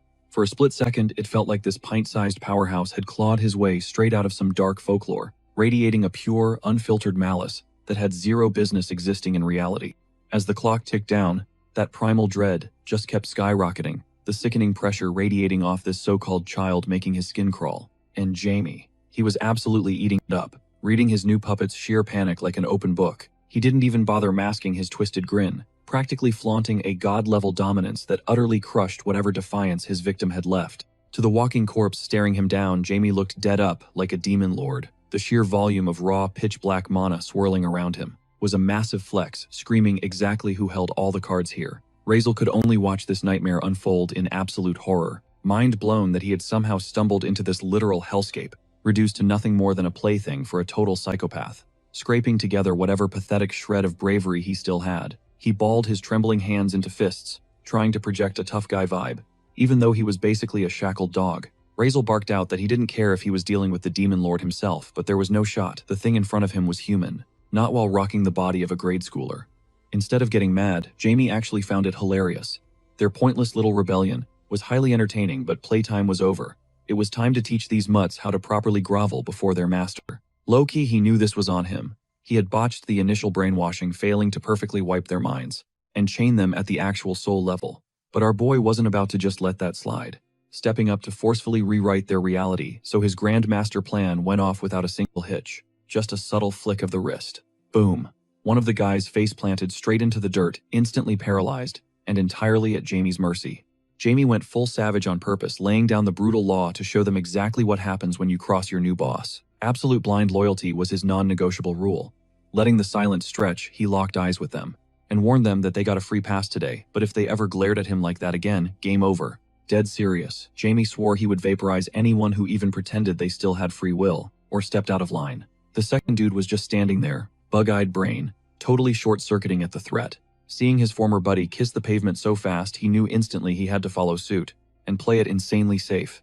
Meanwhile, the Dark Mage calmly analyzed the two stolen souls now tethered to his own, knowing full well that whatever they actually wanted didn't matter. The blood pact was sealed, making them absolute slaves to his commands. He literally owned them, holding the power of life and death in his palms, the absolute unbreakable law of the dark arts. But plotting his next move, he figured dialing back the supreme evil act just a fraction might work in his favor, deciding to drop a massive truth bomb on his new pets. Shrugging his tiny shoulders, he casually admitted that, despite the killer aura, he wasn't some mythic demon lord. Nope, they were just staring at a regular dude orchestrating this entire chaotic masterpiece. Shaking off a sliver of his terror, Razel choked out a question. If he wasn't a demon, then what exactly was he? Because that suffocating pressure, 0% ordinary. Smirking like he just won the lottery, Jamie dropped the lore. He was a dark sorcerer who had literally thrown down with the gods. A menace who never compromised on his ultimate endgame, no matter how wild things got. Pivoting instantly, he laid out their one and only mission, ghost the Church of Zenith, and vacuum up every single piece of intel they could scrape together. On top of that, he threw in a side quest track, down the specific scumbag, running the local human trafficking ring, and drag him back breathing. He needed actionable intel, not more mindless zombies. Taking the hint, his newly minted lackeys dropped their heads, not daring to breathe a word of protest. They were officially in the system, hardwired to execute whatever insane scheme their boss dreamed up. Risking a quick glance upward to see if the cloaked terror was still hovering over them, one of them let out a massive, shaky breath. The spot where Jamie just stood was completely dead empty. The kid had ghosted them, leaving them stranded in the alley, to somehow process the absolute fever dream they had just survived. Locking eyes, they shared a silent, totally bewildered look, having zero clue how to even begin navigating this insane new reality. But before they could spiral, the mind control kicked into high gear, forcefully wiping their panic and spinning them right toward the church. They bolted out, perfectly programmed to deliver exactly what the Dark Mage ordered. Cut to an alley across the street, where Jamie's magical familiar was fiercely debating his owner, while the kid barely paid him any attention. Jamie effortlessly shut Black down, metaphorically yanking the invisible leash of submission, so tight that open rebellion was literally impossible, no matter how pissed the familiar got. With that, handled the issue of his father, taking down this underground smuggling ring that was completely on him now, but honestly crushing these scumbags would be an absolute breeze. Selling people crossed his ultimate red line. Plus, there was absolutely zero chance he was just going to ignore the trash polluting his backyard. After all, he was the heir, and this entire territory was destined to fall right into his lap anyway. But right now, the clock was ticking. He had been sneaking around in the dark for way too long. If the maids or his parents caught him missing from his bed, his cover was completely blown. Muttering under his breath, he signaled that it was time to dip. He expected his magical familiar to just teleport them back, but out of absolutely nowhere, a massive thud slammed right into his spine.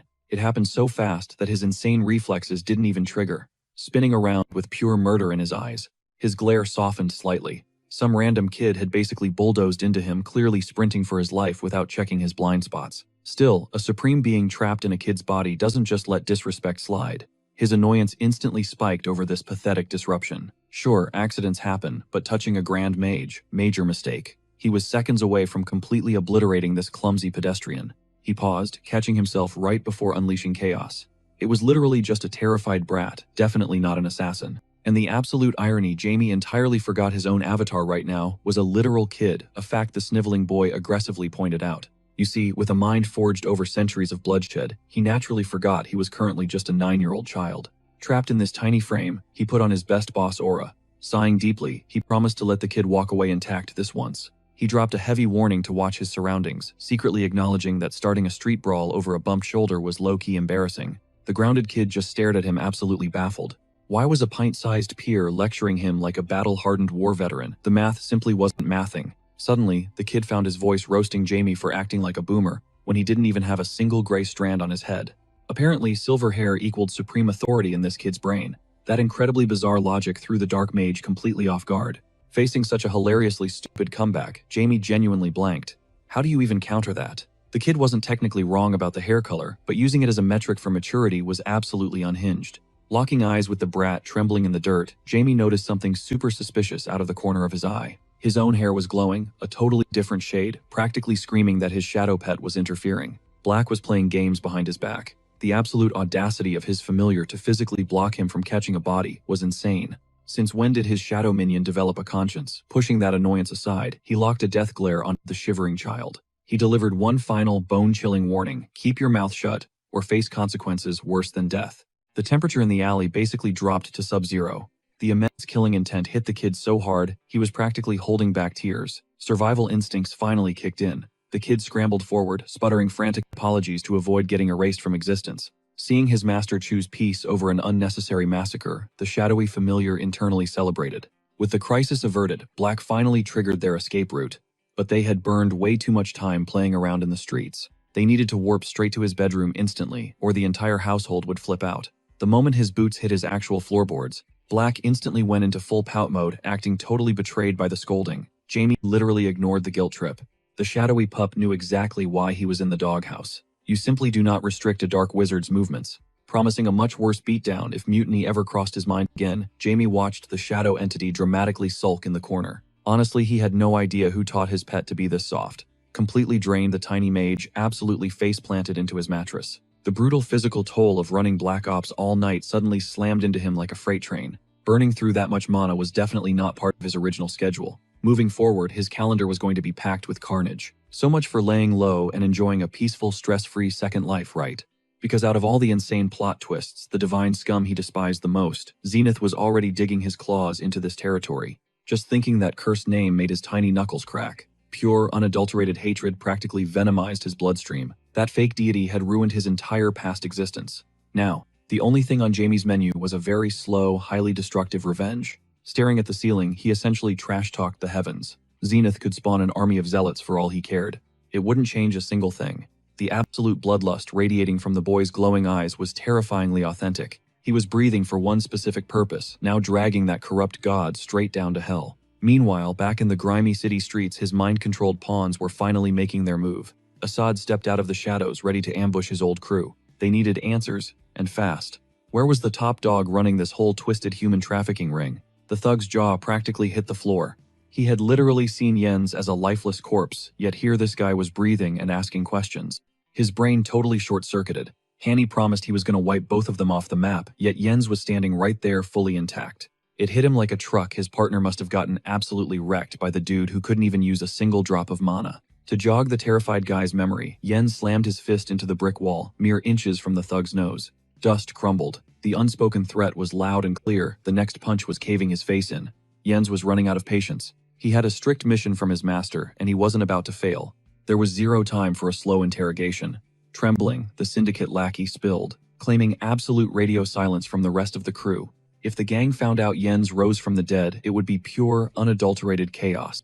Knowing his squad had likely been wiped out, the thug desperately scrambled to save his own skin, stuttering out that he had no clue where the boss vanished to. But before he could even finish his sentence, a second undead enforcer materialized right behind him. This guy commanded way more respect and gave off an insane boss-level aura that completely dominated the room. Philip, cold as ice, leaned in and demanded to know if the thug was actually spitting facts or just trying to buy time. Sweating bullets, the hostage swore on his life. It was the absolute truth. If they didn't believe him, they could literally go ask anyone else in the gang. This was getting ridiculous. They needed the head honcho to finish their quest. Since the boss pulled the strings in the shadows, he knew every dirty little secret pulsing through the city streets. That meant he definitely held the missing puzzle pieces about the church. Realizing threats weren't working, Philip switched tactics. Instead of asking for exact coordinates, he demanded an educated guess. Where would a rat like that scurry off to? No more dodging. The trapped gangster knew he had to drop a solid lead right now, or these two superpowered zombies were going to end his subscription to life. Playing it safe, he tipped them off that the boss was a total party animal. He loved knocking back drinks and flirting, making the gang's underground VIP clubs the perfect hunting ground. The two undead exchanged a silent look. It tracked perfectly. Crashing the local syndicate bars was their best shot at catching their target slipping. The hostage let out a massive sigh of relief, genuinely believing he had just talked his way out of an early grave. He thought he was home free. Bam! The stronger enforcer instantly hooked him across the jaw, knocking his lights out and completely shattering his hopes of walking away intact. They weren't just leaving him there. Their master strictly commanded them to drag back a living witness, and this unconscious clown was the perfect ticket to exposing the horrific child smuggling ring. But now, they had a slight logistical headache. Where do you stash a kidnapped mobster? They debated chaining him up in the creepy woods, but the other vetoed that, suggesting they just toss him in their own private warehouse instead. It was way more secure and totally off the grid. So Azar casually slung the unconscious guy over his shoulder, and they dipped. Frustrated that they had burned so much time on an interrogation that barely gave them a crumb of a lead. Cut to a different part of the city. A figure was prying open the door to a notorious shady dive bar, usually swarming with the worst scum imaginable. But right now, it was a ghost town. With every single step he took, he stumbled across more lifeless bodies. He practically slipped on the thick pools of crimson painting the hardwood floor. It was the exact same street kid who crashed into Jamie earlier. His eyes were wide with pure terror, his brain completely unable to process the absolute massacre in front of him. What kind of monster did this? He tried to block out the horrifying reality that every single person in the room had been brutally slaughtered. Safe to say, he wasn't going to get any answers out of these guys anytime soon. Just 5 minutes ago, he was sweating over getting beat up for leaving a gate unlocked. Now, the guys who used to bully him were permanently offline. Survival instincts kicked in. He spun on his heels and bolted, knowing if backup arrived, he'd be dead meat just for seeing the aftermath. Meanwhile, the vibe was night and day over at the Count's estate. Golden morning sunlight spilled through the massive windows, bringing a false sense of peace to the start of the day. But he knew deep down today was going to be radically different, and dodging it wasn't an option.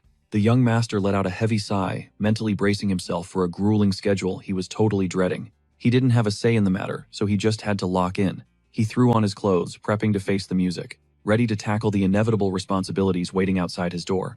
Taking one last breath, he locked eyes with his magical familiar. He had to quickly kill the connection. His dad's radar was acting up, sensing someone was lurking around. Showtime. Jamie slapped on his perfect sun mask, strolling into the dining room to drop his usual morning greetings. But only his dad replied. His mom, completely missing in action from the breakfast table. The head of the house was totally chill, flashing a warm smile and asking how he slept. Jamie almost sighed in relief at her absence, until he spotted a familiar lock of hair peeking out, proving the universe still hated him. Boom, ambush. She practically tackled him with a massive bear hug, going through major withdrawal since he ghosted them yesterday. He hated it. But he was locked into this golden child performance, and there was no escaping the stage. So he played it cool, acting completely oblivious to her super obvious hiding spot. A total fake-out. In reality, he spotted her miles away, just praying he could delay his daily dose of torture a few seconds longer. His mom was practically glowing, totally hyping herself up over her successful sneak attack. She eagerly asked if she spooked him, but Jamie smoothly spun it, claiming it was more of a blessing than a jump scare. The lady was absolutely obsessed. With him acting this sweet, she was ready to glue herself to his side 24/7. Desperate to hit the brakes, Jamie casually tried steering the vibe toward the food. He needed anything to break her suffocating, super clingy affection that he was barely tolerating. Plot twist: a double team. Now, his little sister joined the fray, trapping him in a two-way hug sandwich. They were basically trying to smother him with weaponized family love. He finally fought his way out, demanding his basic right to eat, officially kicking off the meal that got hijacked by this cringe cuddle fest. His mom swiftly shifted her radar to her next target, the little sister, who totally ate up the attention without a fight. She was practically beaming, soaking in all that pure affection. Catching this, Jamie actually had a split-second glitch. He seriously felt the urge to squish his sister's ridiculously chubby, soft cheeks. It was nearly impossible to resist. But reality crashed back down, and he instantly mentally slapped himself for letting his guard down and going off script. As the plates cleared, the family started hyping up some massive event dropping tomorrow. Jamie was completely out of the loop. Still distracting his sister, he shot his dad a questioning look. He needed the tea on tomorrow's schedule. A guy had to stay updated on family lore, let alone city gossip. Argino blinked, genuinely shook that he forgot to brief his oldest son on the upcoming chaos. A flash of dad guilt hit him. His mom immediately chimed in, dodging the blame by claiming it slipped her mind too. She used her chronic mom worry as the ultimate shield. Jamie instantly connected the dots. She was definitely stressing over that day she caught him pulling off that crazy full-body breathing technique. Knowing her dramatic personality, that visual definitely gave her major nightmares. Feeling a bit awkward, Jamie dropped a quick strategic apology for spiking her blood pressure, partly out of guilt, but mostly to lock in those trust points. But his mom waved it off, vowing she was solid. As long as her kids were breathing, she practically begged them to keep a low profile so her heart could catch a break. Because if Jamie kept pulling stunts like that, she threatened to literally collapse in the hallway and ugly cry from the stress. Snapping back to the main quest, Jamie pushed for details on tomorrow's mysterious hype. Turns out they were crashing a massive elite gala thrown by the Counts of Simon and Welton. Basically every high roller in the Eastern Kingdom of Seldom was on the VIP list. Historically, kids were banned, but they had leveled up in age, and his mom was absolutely living for the fantasy of showing them off at this fancy shindig. Jamie, however, internally screamed as his precious free time vanished into thin air. More mandatory family bonding, more playing the flawless golden boy. That meant he had to speedrun his current side quest before the ball. Fast forward to nightfall, he threw on his cloak. Time to slip into the shadows and ghost through the city. For this op, he tagged in his loyal magical sidekick, ordering him to track down their two undead minions, who were supposed to be grinding hard all day. A quick covert flight landed him right at his target drop zone. Touching down flawlessly, he sneaked over to check on his undead crew, who had actually knocked out a solid chunk of the work. From here, he stalked through the terrain totally solo, no longer needing Black to hold his hand. Meanwhile, a heavy door creaked open into a pitch-black room. The guests had finally clocked in to drop their status report for the day. Both looked dead serious. They knew this entire high-stakes operation rested right on their decaying shoulders. They needed to go all in. Jamie whipped back his hood, cutting straight to the chase about his commands, demanding to know their actual progress. One of the lackeys visibly flinched, stammering out a tense apology, before admitting they had hit a massive dead end regarding the Zenith Church. But the guy scrambled to save face quickly, promising that the target would be wiped off the map shortly. Surprisingly, our boy did not even blink. He knew the score even top-tier syndicate bosses could not crack highly classified intel in a single day. Without missing a beat, he pivoted to his second directive. Now this mission was a total dub. They dragged in a syndicate insider, a guy perfectly positioned to spill the tea on the underground trafficking ring. Straight to the count, exactly as ordered. The captive scanned the dark room, his eyes locking onto the kid's signature hair. Absolute panic set in. As he connected the dots, the Welton bloodline was onto them, and his karma was knocking loudly at the door. The undead minions chimed in, revealing this trembling guy was actually a high-ranking crime lord. He already knew Hannibal was out for his blood, turning him into the ultimate desperate snitch. Azad chimed in with a quick warning, noting the captive was totally clueless about the specific details they actually cared about. Jamie just raised a hand, shutting that down. He smirked, knowing he possessed ways to rip the truth out way more efficiently. He signaled his crew to rip the cloth from the hostage's mouth, finally letting their brand new pawn speak. Before Jamie even dropped a single question, the criminal completely broke. He bawled that he was in the dark, begging for his life and swearing he would dig up whatever intel they needed. But playing the pity card was not going to work on our MC, a dude who routinely deployed utterly ruthless tactics to rip secrets straight from his enemies' minds. Jamie coldly stated that death was not on the menu today, but the guy had a job to do. Suddenly, an oppressive pitch-black aura erupted from the boy, radiating a terrifying dominance that demanded absolute submission. Tears streaming down his dirt-streaked face, the broken boss sobbed that he was down for whatever, even if he had to hunt down his own leader, pleading for just a shred of mercy. Honestly, the endless yapping was seriously annoying Jamie. The constant whining totally ruined his vibe, so with a lazy flick of his wrist, he instantly muted the guy. The captive's jaw moved, but dead silence echoed in the room. Jamie then stretched his hand out, hovering just inches above the hostage's skull, channeling a fierce surge of mana straight into his brain, hardwiring the exact mission directly into his subconscious. He planted a hypnotic directive march straight to the count, and snitch on every single shadow operation the syndicate was running. This move was guaranteed to spark massive chaos, but that was exactly the master plan. A split second later, the hostage shot up, his eyes totally glossed over, looking like a literal zombie obsessed with a single, unshakable objective that had completely hijacked his mind. Without a backward glance, he staggered out the door, locked onto the Count's mansion, to execute his ultimate life-defining purpose. Jamie shot a cold glare at his crew, reminding them that feeling sorry for this pawn was a massive waste of energy. The syndicate would not even have time to hunt the snitch down because the Count was about to nuke their entire operation. Shifting focus, he locked eyes with his two most fiercely loyal undead guards. He ordered them to skip town immediately and lay low in the shadows, and honestly, they did not even question it. They were basically ride or die. Right then, Black fluttered up to Jamie, leaning in close to murmur secret intel straight into his ear. It was super stealthy, ensuring zero eavesdroppers could ruin the vibe. That is when our MC realized a major shift had gone down today. For the first time, his undead squad had not demanded any explanations. No pushback. No arguments whatsoever. Just straight-up flawless loyalty. The duo formally declared that whatever their young lord commanded was absolute law, requiring zero debate, and their only job was to follow his playbook blindly. The second minion chimed in, hinting that he already cracked the code on why they were being benched. He was totally on board with the strategy, acknowledging it was just pure objective logic. Because once Jamie's dad unleashed absolute hell on the criminal underworld, two random goons vanishing into thin air would not even make the radar. The world would just assume they got caught in the crossfire. Jamie nodded, dropping the detail that he was heading out of city limits for a couple of days. For everyone's safety, ghosting the area was their best bet, effectively scrubbing any trace connecting them back to the soon-to-be wrecked syndicate. Mission accomplished, our boy casually dipped out of the shady underground tavern, plotting his route back to the estate, to wrap things up under the radar. But wait, out of nowhere, one of his undead minions busted through the tavern doors, hollering for his boss like the literal apocalypse had just dropped. Jamie paused, totally thrown off. He had stepped outside for maybe 5 seconds. What kind of massive disaster could have popped off in that blink of an eye? Then it hit him. The panicked zombie shrieked, demanding to know what exactly had happened to their bodies. Sure, they fully accepted they were walking dead, and they made peace with that brutal fate, but this brand new physical transformation was tripping them out big time. There was zero chance of hitting the undo button, and honestly, they were totally cool with that. Getting a massive stat boost after dying was an absolute win, but they still needed to figure out exactly what kind of monsters they'd morphed into. When given the floor, the guy straight up pointed out how their physical specs had skyrocketed compared to when they were breathing. It was a total shock to the system, so he had to ask, did they hit the jackpot and spawn as elite tier undead, like actual boss level threats? Jamie's response, a sudden burst of laughter that immediately sent the poor minion into a panic spiral. Felon scrambled to apologize, terrified he'd crossed a line. But honestly, our overpowered protagonist was just having a great time. Waving off the panic, Jamie assured him it was all good. His new subordinate was just genuinely hilarious. Their crazy ability to just roll with being undead cracked him up. Felon basically short-circuited, completely clueless on how to reply. He awkwardly blurted out a "thank you," praying he wasn't making a total fool of himself in front of his new boss. Dead serious, Jamie realized that, in his centuries of existence, he had never seen anything quite like this duo. Forget how innocent his current kid body looked.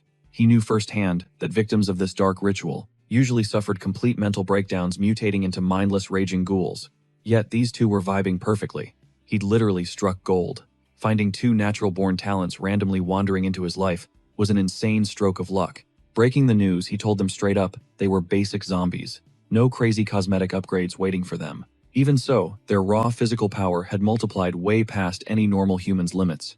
It was all the intel the Walking Dead needed to piece together exactly how their new bodies operated. Knowing this was a massive turning point for them, Jamie threw out a smirk. He teased that if they kept grinding, they might actually level up to elite status. It was half joking, but that sliver of hope hit them right in the feels. Finally a chance to be something epic, even if they had to literally die first to unlock the opportunity. Wrapping things up, he sent them off, drilling it into their heads to stay completely off the radar like he ordered. The tension had definitely vanished. The whole vibe was way more chill now, which caught Jamie off guard. They weren't tragic victims. They were absolutely fascinating. Honestly, they gave off major flashbacks to a certain kid he used to know. A kid who'd permanently burned himself into Jamie's brain. But nostalgia had to wait. He was running dangerously behind schedule. He needed to sprint home fast. Meanwhile, the Count was basically tearing the city apart that night. A massive underground syndicate had poisoned Hayes, forcing his dad to cancel travel plans and go on an absolute warpath. He was staying behind to personally dismantle the mob before they could hijack the city for their sick operations. We're talking horrific stuff like child trafficking. Because of this chaos, only 3 of them were heading out to the massive eastern hub of Regan. Destination, that fancy gala they'd been prepping for. Honestly, Jamie couldn't help but think how much faster this trip would be if he could just spam teleportation magic. Still riding in a luxury carriage beat the brutal Dark Ages. The history books painted a pretty grim picture of what went down right after his original death. We're talking full-scale demon invasions and the literal Demon King dropping in. But plot twist, Jamie might be the one to shatter the world's current peace. Those 12 incompetent gods who spent centuries bickering, they were about to catch his hands. With his current stats, wiping them out would be a cakewalk, even if it meant massive collateral damage across the globe. A tragic loss of life, not his problem. Deep in his villain arc, he completely zoned out. Plotting absolute world domination while sitting there looking like an innocent little kid was a wild contrast. He sank into the flow of mana around him, syncing his heartbeat with his internal core to perfect his magical resonance. Right next to him, his little sister was completely oblivious to his dark scheming, just hyped for a fun family road trip. She was just thrilled to hang out. Meanwhile, Jamie was silently praying this carriage ride would end soon. He wanted 0 drama and 0 random encounters. Just a smooth trip while luck was still on their side. The route was packed with insane, jaw-dropping scenery that practically begged you to stop and stare. Way better than glancing at it while sprinting for your life. The cityscape was dazzling, a total sensory overload for kids. Especially kids who hadn't seen enough of the world to act like fancy architecture critics. Honestly, even Jamie was caught off guard. Staring out the carriage window, he soaked in the skyline of a metropolis he'd never explored. His mom dropped the lore. This place was the kingdom's ultimate flex. Regan was an absolute goldmine, handling more cash flow than anywhere else on the map. Word on the street was that Seldom only maintained its insane wealth because it siphoned off Regan's massive economy. Now, it was finally time to witness the hype firsthand. The carriage ride passed in an absolute blur as they soaked in the stunning scenery outside, and before they knew it, they had arrived at the drop-off point. Jamie totally played up his act, screaming about how hyped he was to meet Count Simon. He laid it on super thick, acting like a totally obsessed fanboy whose heart was basically pounding right out of his ribcage. Naturally, his mom took that as the ultimate green light to swoop in for a massive bear hug, practically squealing, over how precious and sweet her little boy was. Once the intense affection finally cooled off, she tilted her head and asked if all this hardcore fanboying meant he wanted to be a top-tier spellcaster, just like his uncle. Trapped in a corner, our guy knew opening his mouth would be a huge mistake. He just gave a silent, eager nod to dodge the bullet, knowing from experience that talking back would only trigger a full-blown interrogation. Buying the act, his mom dove straight into the lore dump. She flexed how insanely overpowered the Count was. Dude was exactly his dad's age, yet he was already rocking the title of a 7th-class mage. That alone proved he was built different. Since his mana manifested like blazing crimson flowers, the streets knew him as the legendary Red Lotus Mage. Rumor had it that a single strike from this guy could instantly wipe out 1,000 enemies without breaking a sweat. Now, that kill count, that definitely grabbed Jamie's attention. He immediately wanted to dig deeper into the man behind the myth, trying to figure out the best strategy to interact with him. His mom was totally caught off guard by this sudden hardcore curiosity and scrambled to keep up with his rapid-fire questions. She froze up for a second before dropping another crucial detail, mentioning his hair was literally blood red, which gave him this insanely dark and terrifying aura. But honestly, our boy literally could not care less about the flashy titles or the 7th class ranking. That was all just background noise. The only detail living rent-free in his head was the sheer destructive firepower required to solo an entire army in one shot. Jamie needed a face-to-face chat. He was desperate to scale this mage's true potential, hoping to swipe some high-level secrets to level up his own future game plan. His previous chat with Marcus felt like a total waste of time since it wrapped up way too fast. The upcoming clash of minds with Count Simon sounded incredibly spicy. The carriage finally rolled to a stop and his mom went full helicopter parent mode, ordering them to stick to her like glue. Knowing better than to trigger another exhausting lecture, Jamie swallowed his pride and played along. He offered a quick nod of surrender. Right on cue, a slick, dark-haired guy stepped up, verifying if she was the honorable wife of Count Welton. After she gave him the green light, the attendant offered a deep bow and promised to escort the VIPs straight to their quarters. It was time to chill out post-travel and gear up for the massive event ahead. And bro, their suite was dripping in absolute wealth. Their home estate was already pretty stacked, but this was straight up billionaire tier.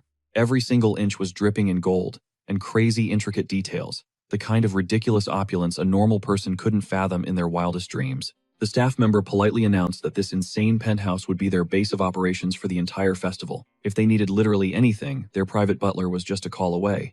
His mom was visibly impressed, flexing about how the Count was rolling out the red carpet for them. Hooking them up with the most god-tier suite available was a major power move that she totally respected. Jamie even scored his own massive private room entirely off-limits to everyone else.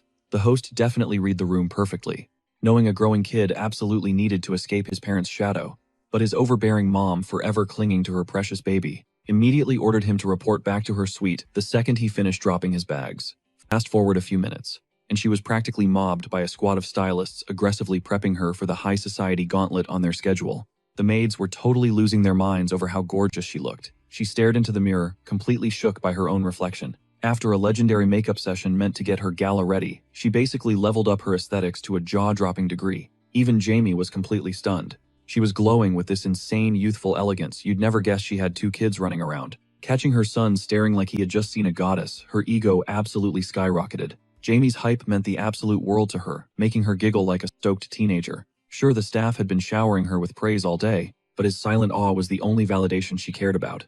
She literally lunged forward, desperate to crush him in a thankful hug and totally gush over how sharp his own outfit was. But the stylist squad instantly hit the brakes on that idea, terrified she'd wreck the masterpiece they just created. She begged her glam team for just one tiny squeeze, but they straight up denied the request. One false move and that insanely expensive dress was done for. Right as she tragically accepted defeat, his little sister finally made her grand entrance, stepping out in a crazy, elegant ball gown. The kid honestly looked like absolute royalty. Looking straight out of a royal lookbook, the little sister was basically a living, breathing doll twirling around while her mom hyped up her fit. But the only validation she actually craved was her big brothers, mainly because this whole family basically worshipped the ground he walked on. A dynamic that honestly felt a bit heavy-handed sometimes. Jamie gave her a solid 10 out of 10 for the cute factor, but immediately pointed out how suffocating that dress looked. He patted her shoulder, promising they would just grit their teeth and survive this fancy nightmare together. But now, it was the young lord's time to shine. Time to throw on his own high-end drip and absolutely blind the crowd, with his visuals proving that elite genetics seriously ran in the family. Honestly, the grueling makeover session was the perfect mental distraction from the high-stakes political chess game waiting for them. Stepping into the main hall, they walked right into a massive sea of the kingdom's most elite snobby VIPs. Jamie scanned the massive room, letting memories of epic banquets from his past life flash through his mind. But even he had to admit this place was dripping in pure, unadulterated wealth. From the gold-laced architecture to the custom silk gowns, the flex was unreal. Leaning in close, he whispered to his mom, asking if the Count was always this obsessed with showing off his cash. She just smirked, confirming the guy was a total show-off, and told Jamie to brace himself for the actual meet and greet. Right on cue, a swarm of high society ladies zeroed in on Madame Welton, hitting her with the classic fake shock of how long it had been. They showered her with over-the-top compliments about her flawless fit, though to be fair, she genuinely looked like an absolute queen. Jamie watched the entire exchange with dead, unamused eyes. He knew exactly what this was, blatant networking to squeeze some clout out of his family name. Some things literally never change. Whether in his past life or right here, right now, clout chasers were always going to act fake. It gave him major flashbacks to those pathetic mortals who used to kiss up to the very same gods that ruined his life. The memories alone made his blood boil, but thankfully, his mom was an absolute pro at swatting away these social parasites. She maintained the perfect icy boundary, slicing right through the chaotic, loud energy of the mingling crowd. Just as the gossip was hitting its peak, a booming voice echoed through the massive hall, slicing through the chatter. Enter Rival Banner, one of Reagan City's top-tier administrative dogs. He projected his voice to welcome the elite crowd, and instantly, a dead silence dropped over the room as every single eye locked onto him. You had to give the guy credit. He managed to silence a room full of hyped-up self-important nobles in 2 seconds flat. Flashing a PR-approved smile, he announced the main event was kicking off and ordered everyone to hit their assigned VIP seats to dodge a stampede. But then he dropped the real bomb. He told the crowd to brace themselves because Count Simon and his inner circle were pulling up any second. He demanded a roaring applause, but before the crowd could even prep their hands, the main doors blew open, revealing a guy with blazing crimson hair. The dude's aura was just aggressively intense, making the rest of the dressed-up crowd look incredibly basic by comparison. He strolled in with this slow, absolute main character energy, drinking up the spotlight like it was his oxygen. He dragged out his entrance for maximum dramatic effect. Meanwhile, Jamie completely froze his jaw, practically hitting the marble floor. His brain instantly pulled up a file on a person he never in a million years expected to cross paths with at a stuffy rich people party. The redhead smirked, throwing out a vague comment about it being a long time no see, sending Jamie's anxiety through the roof as his worst theories were instantly validated. The reincarnated wizard was officially backed into a corner, his mind racing to calculate the least disastrous way to handle this trap. One wrong move and his family's reputation was cooked. Ignoring the tension, the crimson-haired man threw out a casual greeting, telling the crowd to party hard. He played the gracious host perfectly, but Jamie was deaf to the speech. His brain was screaming. One terrifying fact, this guy was a casual level 7 wizard. Keeping his poker face took everything Jamie had. He was staring down a monster whose power scaling completely rivaled the legendary Marcus Linmel. Heck, this dude might actually wipe the floor with that gray-haired veteran. Suddenly, a specific warning from his mom echoed in his head.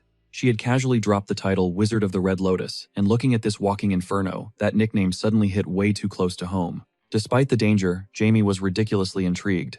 The ancient scheming soul inside the kid's body practically smirked, sensing a massive cheat code in this new connection. The Count casually sauntered over to Madame Welton, locking eyes and noting it had been a hot minute since their last run-in. He threw out a super backhanded compliment, claiming she looked way better than last year, a toxic mix of praise and straight-up shade. Without missing a beat, she kept her cool, coldly shutting him down and demanding he keep last year's drama out of his mouth. She then hit him with a deadly polite smile, claiming she was just so thrilled he was still breathing. The Count, sensing the ice, quickly pivoted. He pointed out the glaring absence of Count Welton, but the madam brushed it off, stating her husband was handling some sudden high-level fires and would roll in later. Business that absolutely could not wait. The redhead gave a short nod, shifting his intense gaze to Jamie, asking if this kid was the heir. It was a total no-brainer of a question, honestly, just a formality to establish dominance. But stepping up to the plate, his mom practically radiated pride as she officially introduced Jamie, who was busy staring down the Count with a lethal mix of awe and pure tactical calculation. The matriarch gently pushed her daughter forward, introducing Sarah Welton to the room before nudging both kids to pay their respects to the man of the hour, Count Simon. Dipping into a flawless bow for the ball's grand host, the siblings proudly announced their full names, making sure everyone knew exactly who the Weltons were. Simon's wife immediately swooned, gushing over how absolutely gorgeous the siblings looked. She even praised their sharp wits, clearly impressed by how smoothly these kids handled themselves around high society heavyweights without breaking a sweat. Never one to fake false modesty, Mama Welton totally owned the compliment, hyping up her kids with pure, unfiltered pride. In her eyes, her babies were absolute perfection, and she was not about to pretend otherwise just to be polite. But off to the side, the Count's eyes were locked dead onto the eldest Welton boy, his gut screaming that something about this kid was dangerously off. He kept his mouth shut though. Jamie, meanwhile, was chilling like he owned the place. Even with the host practically burning holes into his skull, the boy's magical aura was so insanely overpowered that he knew exactly how much he could push this guy's buttons. Flexing just a fraction of his power, Jamie curled his fingers into a mana-packed fist, dropping a massive silent threat that he could absolutely wreck the room if pushed. That little flex, it actually cracked Simon's stone-cold facade, pulling a sly smirk onto the previously emotionless host's face. Looking completely thrilled by the invisible standoff, the Count leaned in and casually verified if the kid went by the name Jamie. It was clearly a test, a verbal jab at the boy who just dared to check him. Not even slightly rattled, the Welton heir looked him dead in the eye and confirmed it. Locking gazes in a heavy, unspoken duel, the two magic users communicated volumes without dropping a single syllable. They forged a silent pact to hash things out later, their clashing egos sparking a massive mutual curiosity. Suitably entertained, the Count finally spun around. He strolled back to his throne-like chair, leaving the Weltons floating in a cloud of weird vibes and unanswered questions. Jamie tracked the man's retreating back, secretly hyped that the host actually matched his crazy expectations. Round 2 could not come fast enough. Next time they could drop all this annoying polite society garbage. Wrapping up the mandatory greetings, both sides exchanged standard pleasantries. The hosts flashed their practiced smiles, urging the newcomers to mingle and enjoy the lavish bash. Off in the wings, Simon's son was eyeing Jamie like a complex math problem, wrestling with a deeply unsettling vibe he just could not put his finger on. Snapping back to reality, Jamie quietly asked when his own dad was showing up, prompting his mom to whisper back. She guessed he would drop in right around sunset. Meanwhile, back at the VIP section, the host's family finally had breathing room to spill their real thoughts. The tea started spilling immediately. One of Simon's boys cornered his dad, demanding the full read on the Welton kid. But Simon totally flipped the script, questioning why a literal 10-year-old was suddenly so obsessed with their brief little standoff. Playing defense, the kid quickly reminded his dad that he was the future heir, and since Jamie was exactly his age, keeping tabs was just smart business. He claimed it was purely for networking purposes. Simon squinted at his offspring, seeing right through the painfully fake innocent angel routine. The kid was trying way too hard to play nice, especially since the streets were already whispering about his cutthroat hustle to dominate the young noble scene. He was practically running a miniature mafia among the rich kids. It was crazy obvious he was just trying to score some brownie points with the old man. Simon thought the whole power play was total garbage, but decided to entertain the kid's little ego trip anyway. Tossing a bone like he was petting a puppy, the Count dryly commended his son for having such a massive brain for his age. Thinking he had won, the boy eagerly waited for his dad to drop more lore about Jamie. Instead, Simon totally shut him down, demanding a pre-dinner cocktail. And just like that, the Welton gossip was officially dead.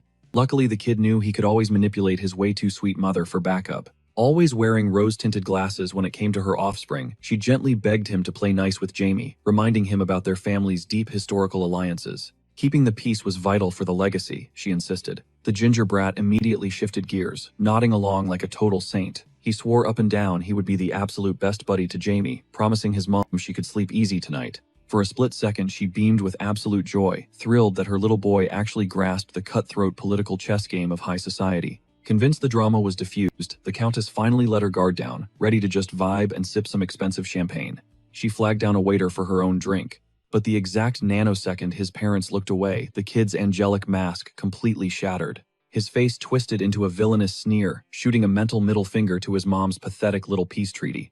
Zero chance was he ever going to play nice with that absolute trash bag sitting across the ballroom. Jamie was strutting around with way too much unearned swagger. The ginger psycho silently vowed to make the Welton heir physically beg at his feet. It was officially his personal crusade to shatter Jamie's edgy ego illusion and expose him as a total fraud.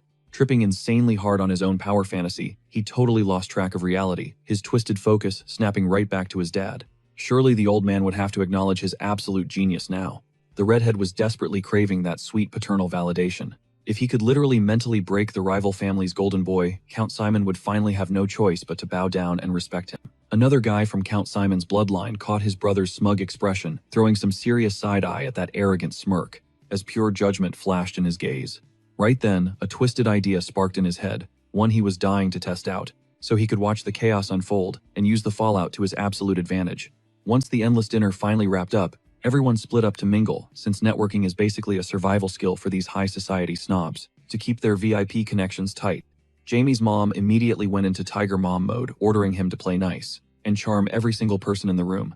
Meanwhile, she strutted straight toward the heavyweight noble houses, to spill the tea on elite politics and catch up with old friends she hadn't seen in forever. But Jamie, he was absolutely not vibing with this crowd, heavily preferring to ghost everyone and chill by himself. Exhausted from faking smiles, playing the flawless air act, and craving the sweet peace and quiet he'd been manifesting all day, he slipped out the back and stumbled into a gorgeous water garden. It was the ultimate low-key spot to just crash and vibe with the scenery. Tucked away nearby sat a hidden pavilion, literally the perfect sanctuary to dodge nosy guests, and finally breathe without an audience in total silence. Looking at the layout, he realized mastering magic wasn't Count Simon's only obsession. The guy clearly had taste, yet it blew Jamie's mind trying to picture someone reaching that insane tier of power. Honestly, Jamie was secretly sweating his upcoming face-to-face with the Count. needing a rematch to truly gauge the man's terrifying stats. Suddenly, a voice snapped him right out of his thoughts. Instinct took over. Pure mana flared in his palm as he instantly pivoted for a lethal strike, convinced that nobody casual would sneak up on him here. Eyes locked and fully focused, Jamie swung his arm, ready to obliterate whoever had the guts to ambush him, fully believing he had just walked right into a trap. His spell crackled to life in milliseconds, leaving zero room for hesitation or mercy mid-swing. As the glowing light illuminated the shadows, he finally locked eyes with his target. But instead of an assassin, Jamie was staring down a terrified girl, who looked absolutely traumatized, that dropping two simple words almost got her nuked. Jamie's killer instinct completely glitched. He had zero clue who this stranger was, and let's be real, the odds of this trembling kid plotting his murder were practically zero. He immediately canceled his spell, giving her a totally bewildered look, trying to process how someone so ordinary bypassed his radar and triggered his fight or flight. She let out a shaky breath, clearly not signing up to dodge fatal magic just for trying to chat with a party guest. Mental note: approach rich kids with extreme caution next time. Once the shock wore off, her fear snapped right into anger as she yelled, asking if he was literally insane for attacking random people for zero reason. Jamie fired right back, pointing out that creeping up on a mage like a horror movie villain is a massive red flag. He coldly told her she should be celebrating the fact she still had a pulse, even if threatening a lady wasn't exactly polite. Pushing the drama aside, he narrowed his eyes, way more focused on who exactly she was, and how on earth she managed to stealth drop right behind a master mage undetected. Her eyes lit up with a spark of defiance. She suddenly realized she held the cards here. She could either spill her secrets or leave him completely clueless, which sounded super tempting, after he basically almost blasted her to ash. Jamie instantly felt a surge of annoyance. Everything from her snappy attitude to her spooky ninja skills was seriously rubbing him the wrong way. Done playing games, he decided to make it crystal clear he wasn't here for the sass. Skipping the small talk, he summoned a fresh surge of raw mana, sending a massive warning sign that treating him like a joke would end incredibly badly for her. The blast slammed into the dirt just 2 inches from her boot, a hardcore visual aid, proving that if she gave a fake answer, the next shot wouldn't miss. The girl froze, completely stiff, her brain short-circuiting as she tried to figure out how to survive this, without triggering another strike, while desperately trying to keep her true identity under wraps. He casually mentioned the spell was an airball solid tier 2 magic. To a regular person, that power level was an absolute death sentence. Jamie leaned in, his voice icy, explaining that unless she had some heavy-duty defensive barriers equipped, that blast would literally shred straight through her, guaranteeing an instant game over for a fragile kid like her. She stared at him in utter disbelief, struggling to accept that this random boy was dead serious about unaliving her over a simple jump scare. Letting the terrifying threat hang heavily in the air, he hit her with the question one more time. Who was she and how exactly did she breach his blind spot? The reality check finally hit her like a truck. Flexing on a clearly unstable, overpowered mage was a terrible strategy, and keeping her mouth shut might actually get her killed. She was totally ready to spill her guts, even if she tried playing hard to get. Jamie gave her a chilling warning to start talking, fast before a magic bullet literally pierced her skull. Desperate to cool his intense vibe, she instantly blurted out her name, Ashbal. Then she dropped a massive bombshell. She wasn't just Viscount Bal's eldest daughter, she was a legit spirit summoner, laying all her cards flat on the table. A summoner is a rare breed of mage who locks down contracts with mysterious nature spirits, unlocking insane powers that leave regular wizards in the dust. You barely ever see them wandering the continent, which makes them VIP magic users practically guaranteed a Baron's title. And right now, Jamie had to wrap his head around the insane fact that this random girl was actually one of them. Packing a wind spirit explained exactly how she crept up on him like a ghost, a detail that clicked in Jamie's mind as she kept talking. He was genuinely shook. They were the exact same age, yet she was already wielding summoning magic. Normally, mages don't even start training to vibe with nature until they hit 10 years old. But honestly, looking at her crazy talent, she was clearly a born prodigy. If she kept grinding, she could legitimately sign a contract with a spirit king. Suddenly, her loud voice snapped him right back to reality. She was practically demanding to know his identity and why he was throwing around such lethal magic. Jamie just let out a dark chuckle. The sheer audacity of this girl actually trying to interrogate him right after spilling her own life story was hilarious. It was painfully obvious she absolutely hated losing, or at least being the only one exposed. Still, she didn't back down for a second, desperately trying to drag some info out of him to level the playing field. Figuring it wouldn't hurt, he decided to drop his name, and casually flexed that he was the sole heir to the Earl of Welton. Smirking, he told Ashbally it was a pleasure to finally meet, totally brushing past the fact that they were literally just seconds away from a lethal magical brawl. He only played nice because the ball family were fiercely loyal vassals to the Welton estate, meaning she had zero leverage over him anyway. Meanwhile, back at the main estate, Jamie's father was currently handling some street trash. He glared at one of the bandits like he was nothing but a minor pest. Normally, he let them slide, since underground rats occasionally had their uses.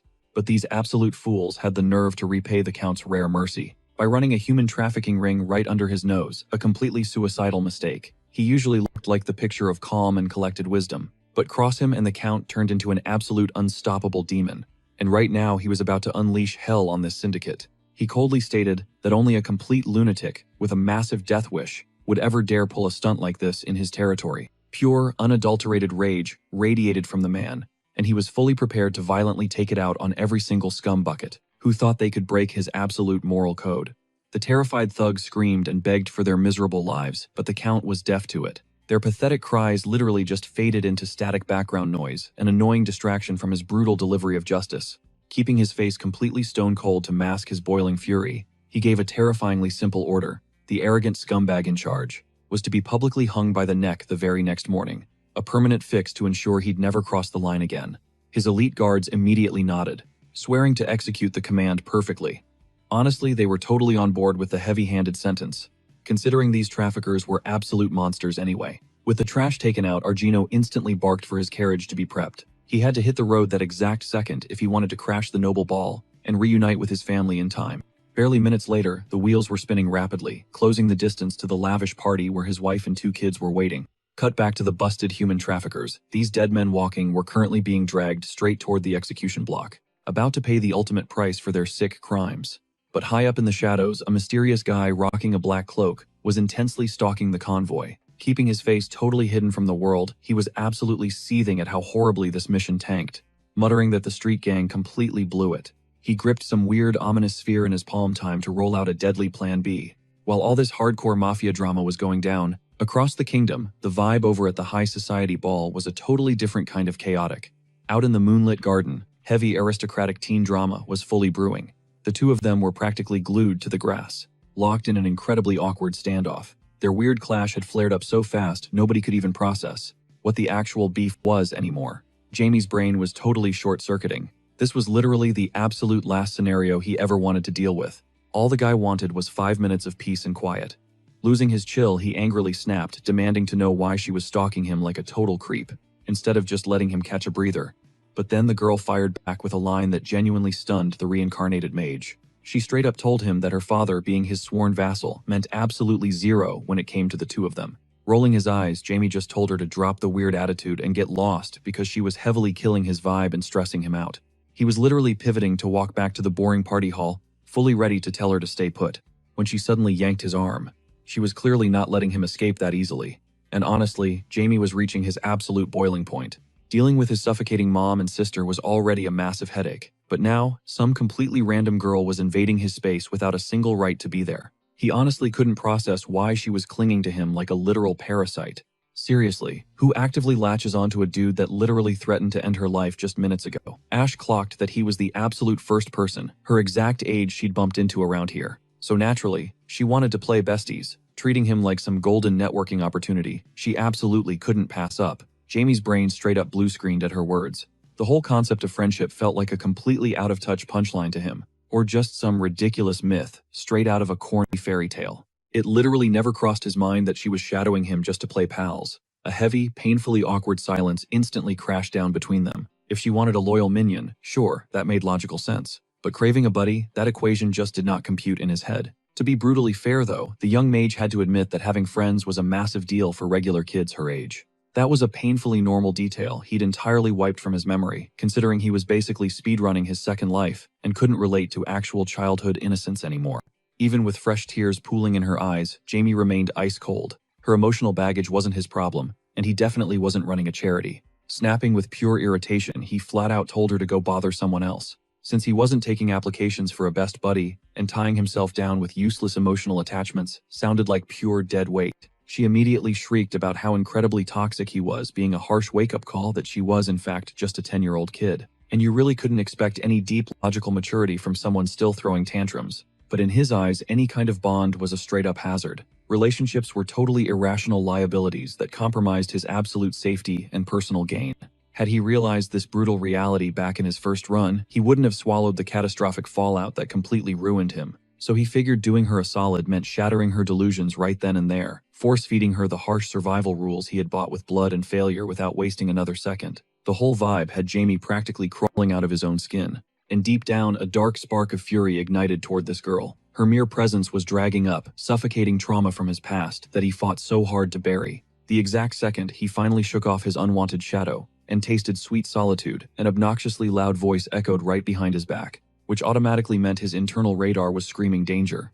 Standing there was a pack of bratty kids from rival aristocratic bloodlines, and trust me, they weren't looking to trade friendship bracelets like Ashvale. They were absolutely out for blood. Jamie's eyes locked dead onto a shock of fiery crimson hair that belonged to none other than Count Simon's arrogant heir flexing at the very front like the untouchable alpha of his pathetic little squad. Instead of cowering like these punks desperately expected, Jamie stood his ground, radiating pure, unfiltered hostility. Yet masked by ice-cold calculation, he dared the kid to repeat whatever garbage name he had just called him. The lackeys instantly bristled at the blatant disrespect being thrown at their brother. To them, this level of sheer audacity was a straight-up violation. The second kid lurking in the back suddenly clocked that they were actually squaring off against the infamous Alf, a title that sent shivers down his spine, even if Jamie literally couldn't care less about some meaningless label. Trying to make sense of the madness, the duo barked out a question in perfect unison.